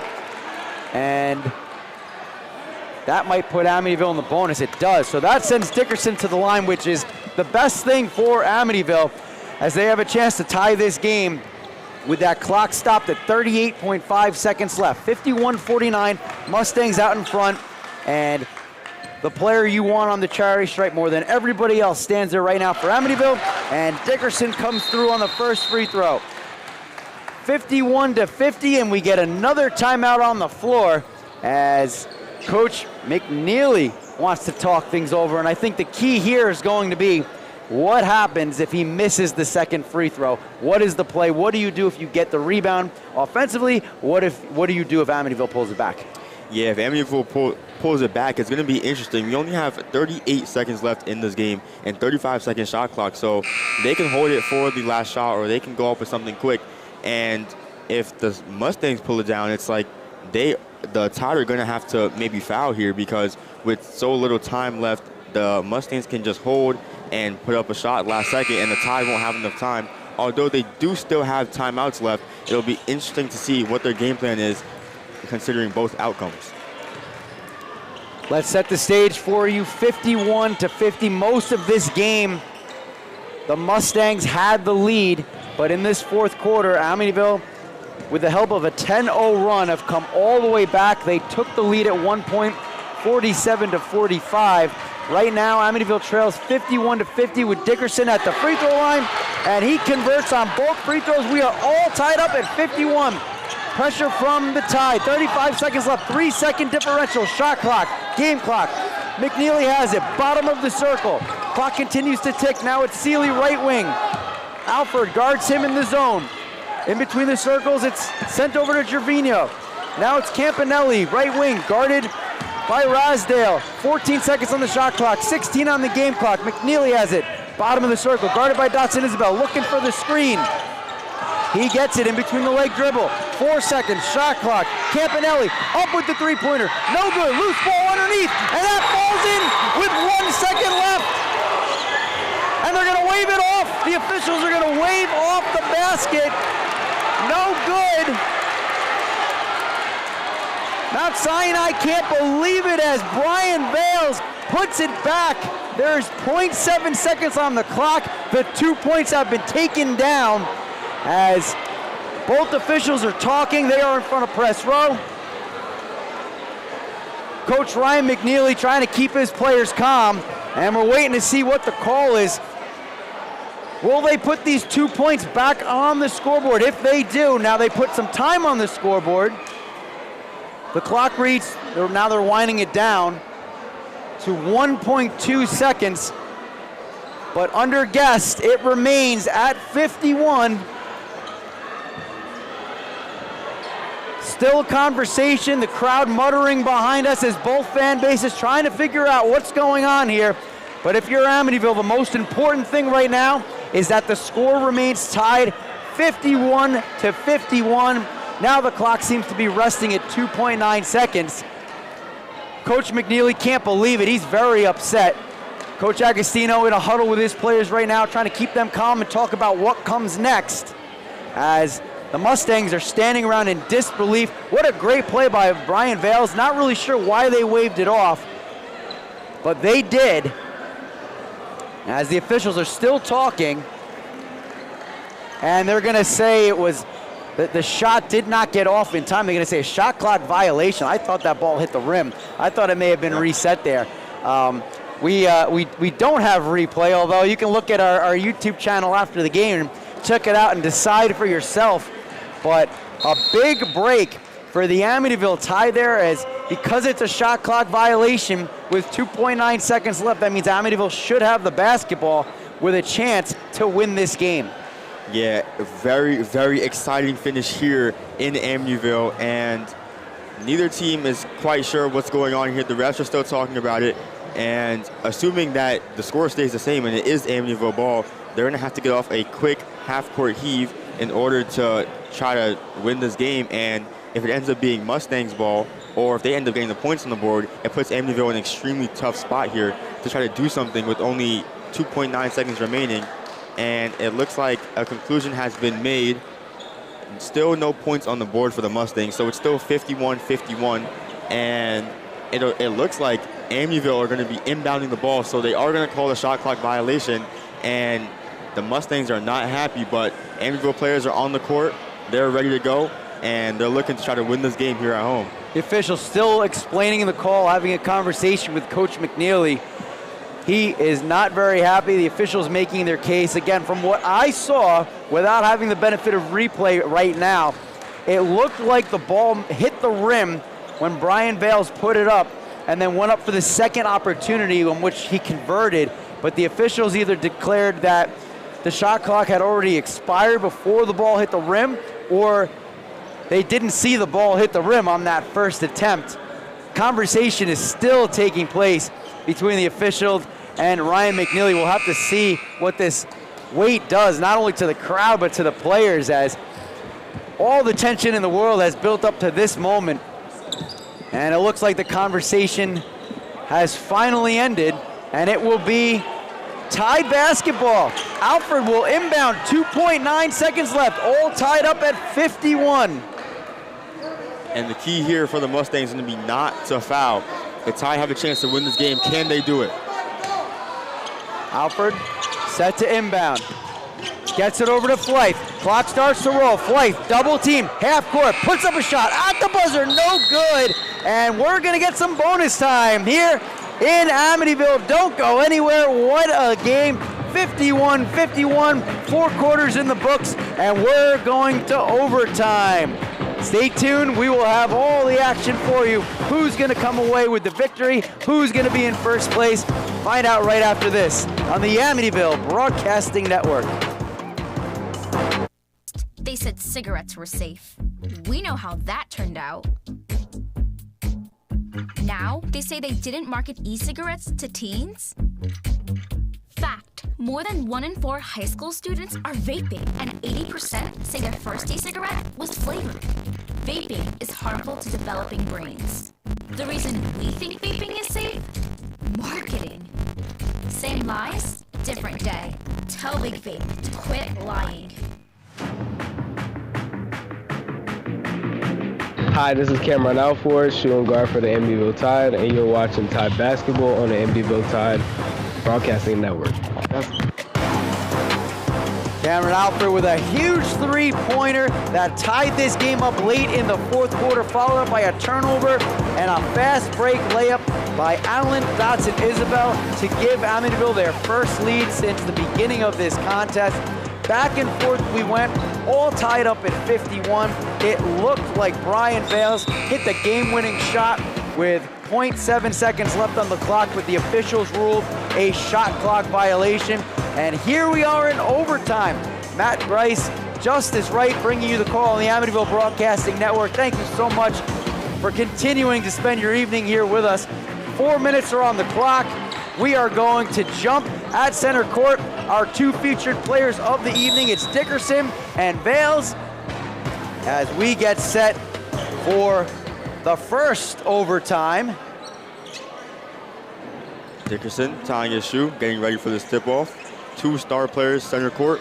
How will it go? Here we go. Tip won for the second time tonight by Vales with the height advantage over Dickerson. McNeely has it. Guarded by Alfred. McNeely dribbles right wing, picks up his dribble, finds Campanelli in between the circles. Campanelli moves from left to right. McNeely drives in the paint, puts up a shot off the backboard and good. Mustangs back on top, 53-51. 3:38 to go in the overtime. Great job there by McNeely, generating the easy look inside. He's been doing that all game. Blythe in between the leg dribble, top of the key. Hands it over to Dickerson. Dickerson drives in the paint, fakes the shot, up with the shot from the left side, and Amityville answers right back. All knotted up at 53. 3:20 to go in overtime. Dickerson with no hesitation there, responding immediately for the Tide. Pressure in the backcourt from Flythe. Now they back off. Campanelli has it for the Mustangs. Campanelli left wing, bottom of the circle now, going from left to right, guarded by Rasdale. Dribbles, right side, top of the key, Sealy. Sealy puts up a 15-footer and sinks it. Mustangs back on top, 55-53, under 3 to play in the extra period. Back and forth here so far in this overtime, and we're gonna see if that's gonna continue or will one team get a stop here. Flythe, top of the key, hands it over to Dickerson. Back to Flythe, free throw line, kicks it out, corner 3, Dotson Isabel, short, rebound, pulled down by Vales. Here comes McNeely, pressured by Dotson Isabel.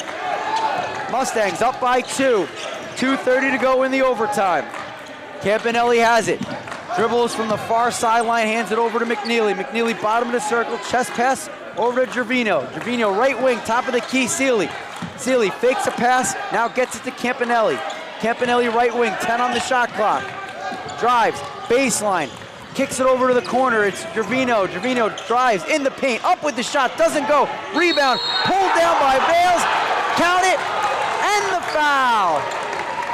And one by Brian Vales. So that's going to put Mount Sinai up by even more and going to put them up by 4.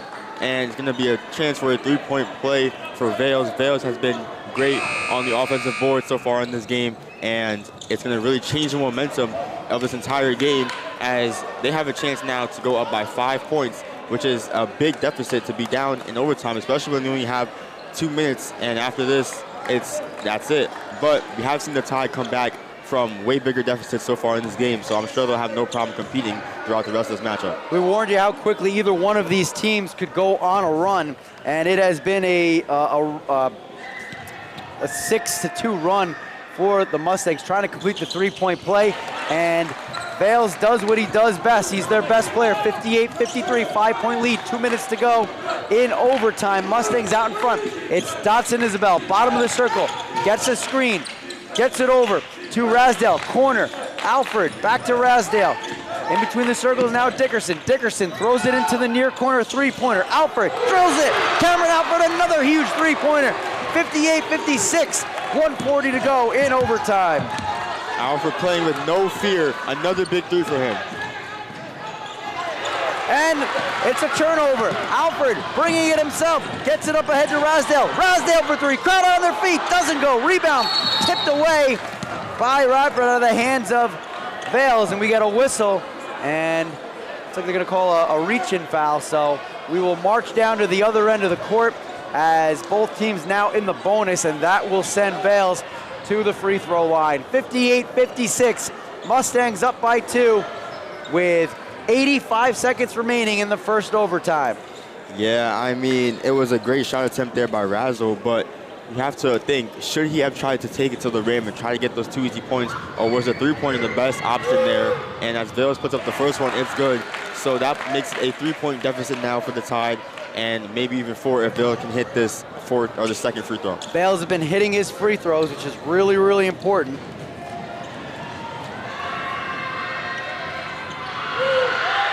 And the second free throw is also good. So the lead back up to 4, 1:23 to go in the contest. Mustangs in front, and it's Dickerson. Fakes left, now he goes left. Slips, falls, hits the deck, tries to get it over to Alfred, out of bounds it goes. And they're gonna say that the Tide retained possession. As good effort by Gervino. He might have gotten kicked in the head on that, but good sportsmanship. The 2 number 4s making sure that each player is okay. But here's the situation. Tied down by 4, 1:12 to go in overtime. Dickerson has it. Dickerson from left to right. In the corner, it's Nixon. Cross court, dangerous pass.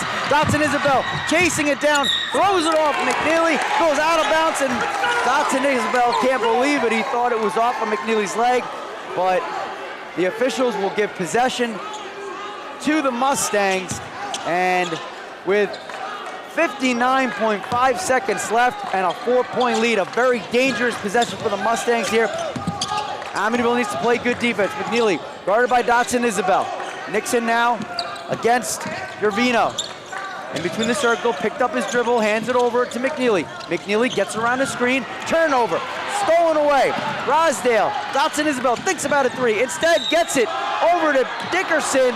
Shot doesn't go, but we get a foul, and that will send Amir Dickerson to the free throw line. And when you're down by 4 points with 39 seconds left, this is where you have to convert with that clock stopped. Dickerson being a leader on this team and the highest scorer on this team so far this season, this is his job here. This is what he needs to do, step up in these big moments and hit these free throws. A lot of pressure here, but Dickerson familiar with that. As he is a senior, he's been this team's leader for a while, but the first free throw rims out. Alfred immediately goes over, gives him a high five, and Dickerson will attempt his second. This is big because this cuts it to a 1-possession game if Dickerson can convert. After, it'll be a 4-second differential, game clock and shot clock. Second free throw, and Dickerson does convert. 60-57, 39 seconds left in the game. Gervino, full court press. Now it's Vales in the corner to Sealy. Sealy, cross court, Campanelli, 28 seconds left, 4-second difference. Shot clock, game clock. Gervino has it. Now it's Vales, top of the key, trying to run out as much time as possible. Amityville's gonna have to start thinking about fouling. Gervino has it, double teamed in the corner. Nixon gives a little shove, and that will send Gervino to the free throw line. 14.3 seconds left, and these free throws are huge as the Mustangs have a 3-point lead. If Gervino even hits one of these free throws, it becomes a 2-possession game for the Tide, assuming there's no foul on a shot by the Mustangs. And with only 14 seconds left in this game, you have to imagine that if even one of these free throws go down, that could shift the entire game, and that could maybe even put the Tide out for the count. But we know how gritty they are, and we know that they're always going to continue to keep fighting. So it will be interesting to see how they respond to the outcome of these free throws. Going with a smaller lineup right now as the first free throw falls for Gervino. So that makes it a 2-possession game, 61-57 with 14.3 seconds left to play. Both Dotson Isabel brothers on the court along with Dickerson. Second free throw rims out, rebound, pulled down by Sealy. The Mustangs have it. Amityville's gonna have to foul Gervino, surrounded by white jerseys, but they're trying to get the steal. 6 seconds left. Vales has it, 2 seconds left in the corner, no whistle called, and Campanelli will hold on as the buzzer sounds. Amityville loses a heartbreaker by a final score of 61-57, and this was the Thursday night special that we all wanted to see. Unfortunately for the Tide, it ends in a loss and puts them 2 games behind the Mustangs in the standings, but these two teams will meet again. Mustangs almost saw their 2-year undefeated league streak come to an end. What a great game, Justice, but in the end, Amityville comes up just short. Yeah, unfortunate there for the Tide. They came up short, but it's, again, they're going to meet up later in the season, and it will be interesting to see how the Tide look to respond and if they can finally snap this Mount Sinai undefeated streak. I'll tell you what, a lot of talent from both of these teams, and you know, last year we saw this versus Wyandanch. Amityville and Wyandanch. Wyandanch won both regular season matchups on very close games, and then Amityville ended up winning in the playoffs. So there's still a lot of basketball left to play. Again, this one's going to hurt for the rest of the evening for the Tide. Give credit to the Mustangs. They played a great game as well. Both of these teams showed a lot of tenacity, a lot of fight, but in the end, Amityville falls by a final of 61-57. Don't go anywhere. There's a lot to break down in this one, as Justice Wright and Christian Chicas will have the post-game show coming up right after this on the Amityville Broadcasting Network.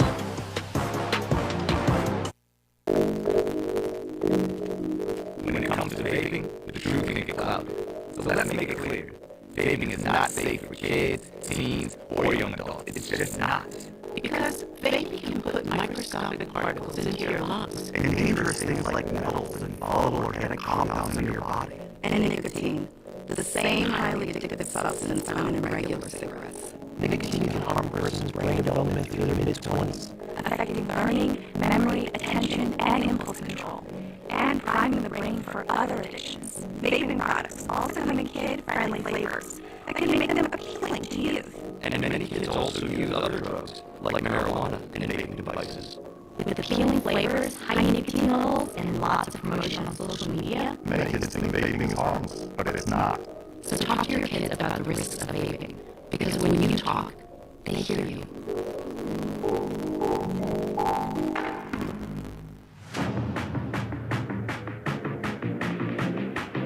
Hi, this is Evan Roberts from WFAN, and you've made a very good decision because you're watching the Amityville Broadcasting Network. And welcome back to the Amityville Broadcasting Network for our post-game coverage of the Amityville Tide versus the Mount Sinai boys basketball game. Mount Sinai was able to come away with the win. Amityville were defeated 61-57 in an overtime matchup. all the way down to the wire. It was a close game, back and forth the entire time. And throughout that entirety of the second half, it was really anybody's game. And literally all the way up to the final buzzer where we had a controversial call, and that call kind of shaped what the rest of the game looked like. It didn't go the way of Mount Sinai. They believed they got the shot off, the buzzer beater, but the refs said otherwise, waved it off, and gave the Tide a chance to win the game. Were unable to, and the Mustangs made them pay. So, Christian Chicas, what can you tell us more about that final shot at the end of the fourth quarter and about overtime? I can tell you that the entire crowd was feeling the tension right before that shot was made. As you saw the possession go to Mount Sinai, and Mount Sinai started driving up that ball to go for the layup, it was definitely, you could feel your heart pounding as the players were trying to get that layup. And as you said, there was a controversial call where the shot clock went out, but the clock on the wall still had 0.7 seconds left, which could have made the difference if that layup was going to go in or not. The ref, however, called it and said that the layup did not count because the shot clock was already done. So Vales for Mount Sinai was the pioneer in their offensive and defensive ability this game. Vales is fourth in the entire county in terms of scoring, Dickerson being fifth. And it was interesting to see the matchup between those two today. Vales went directly at Dickerson. Dickerson now went at Vales multiple times, and it was Vales and the Mount Sinai Mustangs who were able to come out with the victory at the end of that game. It was a very important matchup throughout the entirety of the game. And what can you tell us more about that matchup, and what do you think the Tide can do next time in order to come out on top? At the beginning or at the end of halftime, you could definitely feel the tension there. There was already some tension building, and once they both hit the court, Amityville immediately came out swinging. They immediately tried to bring up the pressure and putting a lot of pressure on Mount Sinai Mustangs. Still going on with that full court press, but it was even more offensive this time. They were putting on more pressure, they were pushing more, and I would like to mention Alan Dotson Isabel, because he might not have made the most points this game, but the pressure was there from him. He always had his mans. He was always going at it. And I want to say that for all the players too. You had Amir Dickerson, who was performing in the first half and then just stepped it up another step for that second half. Though they were going against good offense and good defense, I think they really just came out to show, like, hey, we are here. We can perform at the same exact level and do better, which we saw when they took the lead. However, they eventually lost that lead. I have to agree. It was an all-around effort from both teams here. Like you said, Dodson Isabel put up some points, Flight put up some points, and it was Cameron Alford who really kept the Tide in this game when it looked like they might have been out for the count. 2 big threes, tying up the game and putting the Tide back in the position where they could have maybe won this game. And we even saw Rasdell going crazy on the offensive and defensive board, getting rebounds in it on both sides of the court, and even guys like Isaiah Nixon, who hit a couple shots. It was really interesting just to see how the Tide were able to fight through the adversity and stay together as a team. And as for the Mustangs, McNeely was all over the court today, getting quick buckets inside and outside. It was Campanelli as well. It was Sealy. Sealy was going off as well. So it was interesting to see how we saw a team-based approach from both of the teams, and it ended up with Mount Sinai coming out on top. So speaking of the team, what do you think Mount Sinai did better than the Tide in this matchup as far as playing as a team goes? I think it was that defense, that presence in the paint definitely led to this victory. Because as you saw in that, when we went to overtime, you saw Vales had a lot of presence in that paint, both on defense and offense, which is what changed from the first half to the second half. You saw Vales start coming out a lot more offensively as a defense player, and that's what ultimately led to the free throws that won Mount Sinai the game. Yeah, those were some big free throws at the end of the game, and Dickerson himself has his own big free throws. He went 1 of 2 from the line in a position where sinking both of them could have been crucial to the Tide winning. And it's still important to notice that Dickerson, despite missing that free throw, still went off today, still did his job as a leader for the Tide. And as far as Vales go, again, it was an amazing matchup. Both teams were able to connect, and it just so happened the Mount Sinai Mustangs came out on top. So any final thoughts from you? there's a lot going through my mind right now because of how much is going on. But I think, final thoughts, I think Amityville needs to step it up a little more defensively. We've seen their offense perform. We've seen their defense perform. But their defense is what feels a little inconsistent. When there's more consistency in that defense, I think Amityville will perform even better than they already are. I have to agree with you. And that is going to start. That's going to do it for our Amityville Broadcasting Network post-game show. Our next coverage of a Amityville game will be Rocky Point this Saturday at 10 a.m. here in Amityville. So once again, we want to thank you, Justice Wright, Christian Chicas, for coming out, spending your Thursday with us, and we'll see you on Saturday for the coverage of Rocky Point. Mustang 61, Amityville Tide 57. This has been a presentation of Tide Sports on the Amityville Broadcasting Network. For more information and upcoming broadcasts, visit the Amityville Broadcasting Network YouTube page. And thanks for watching.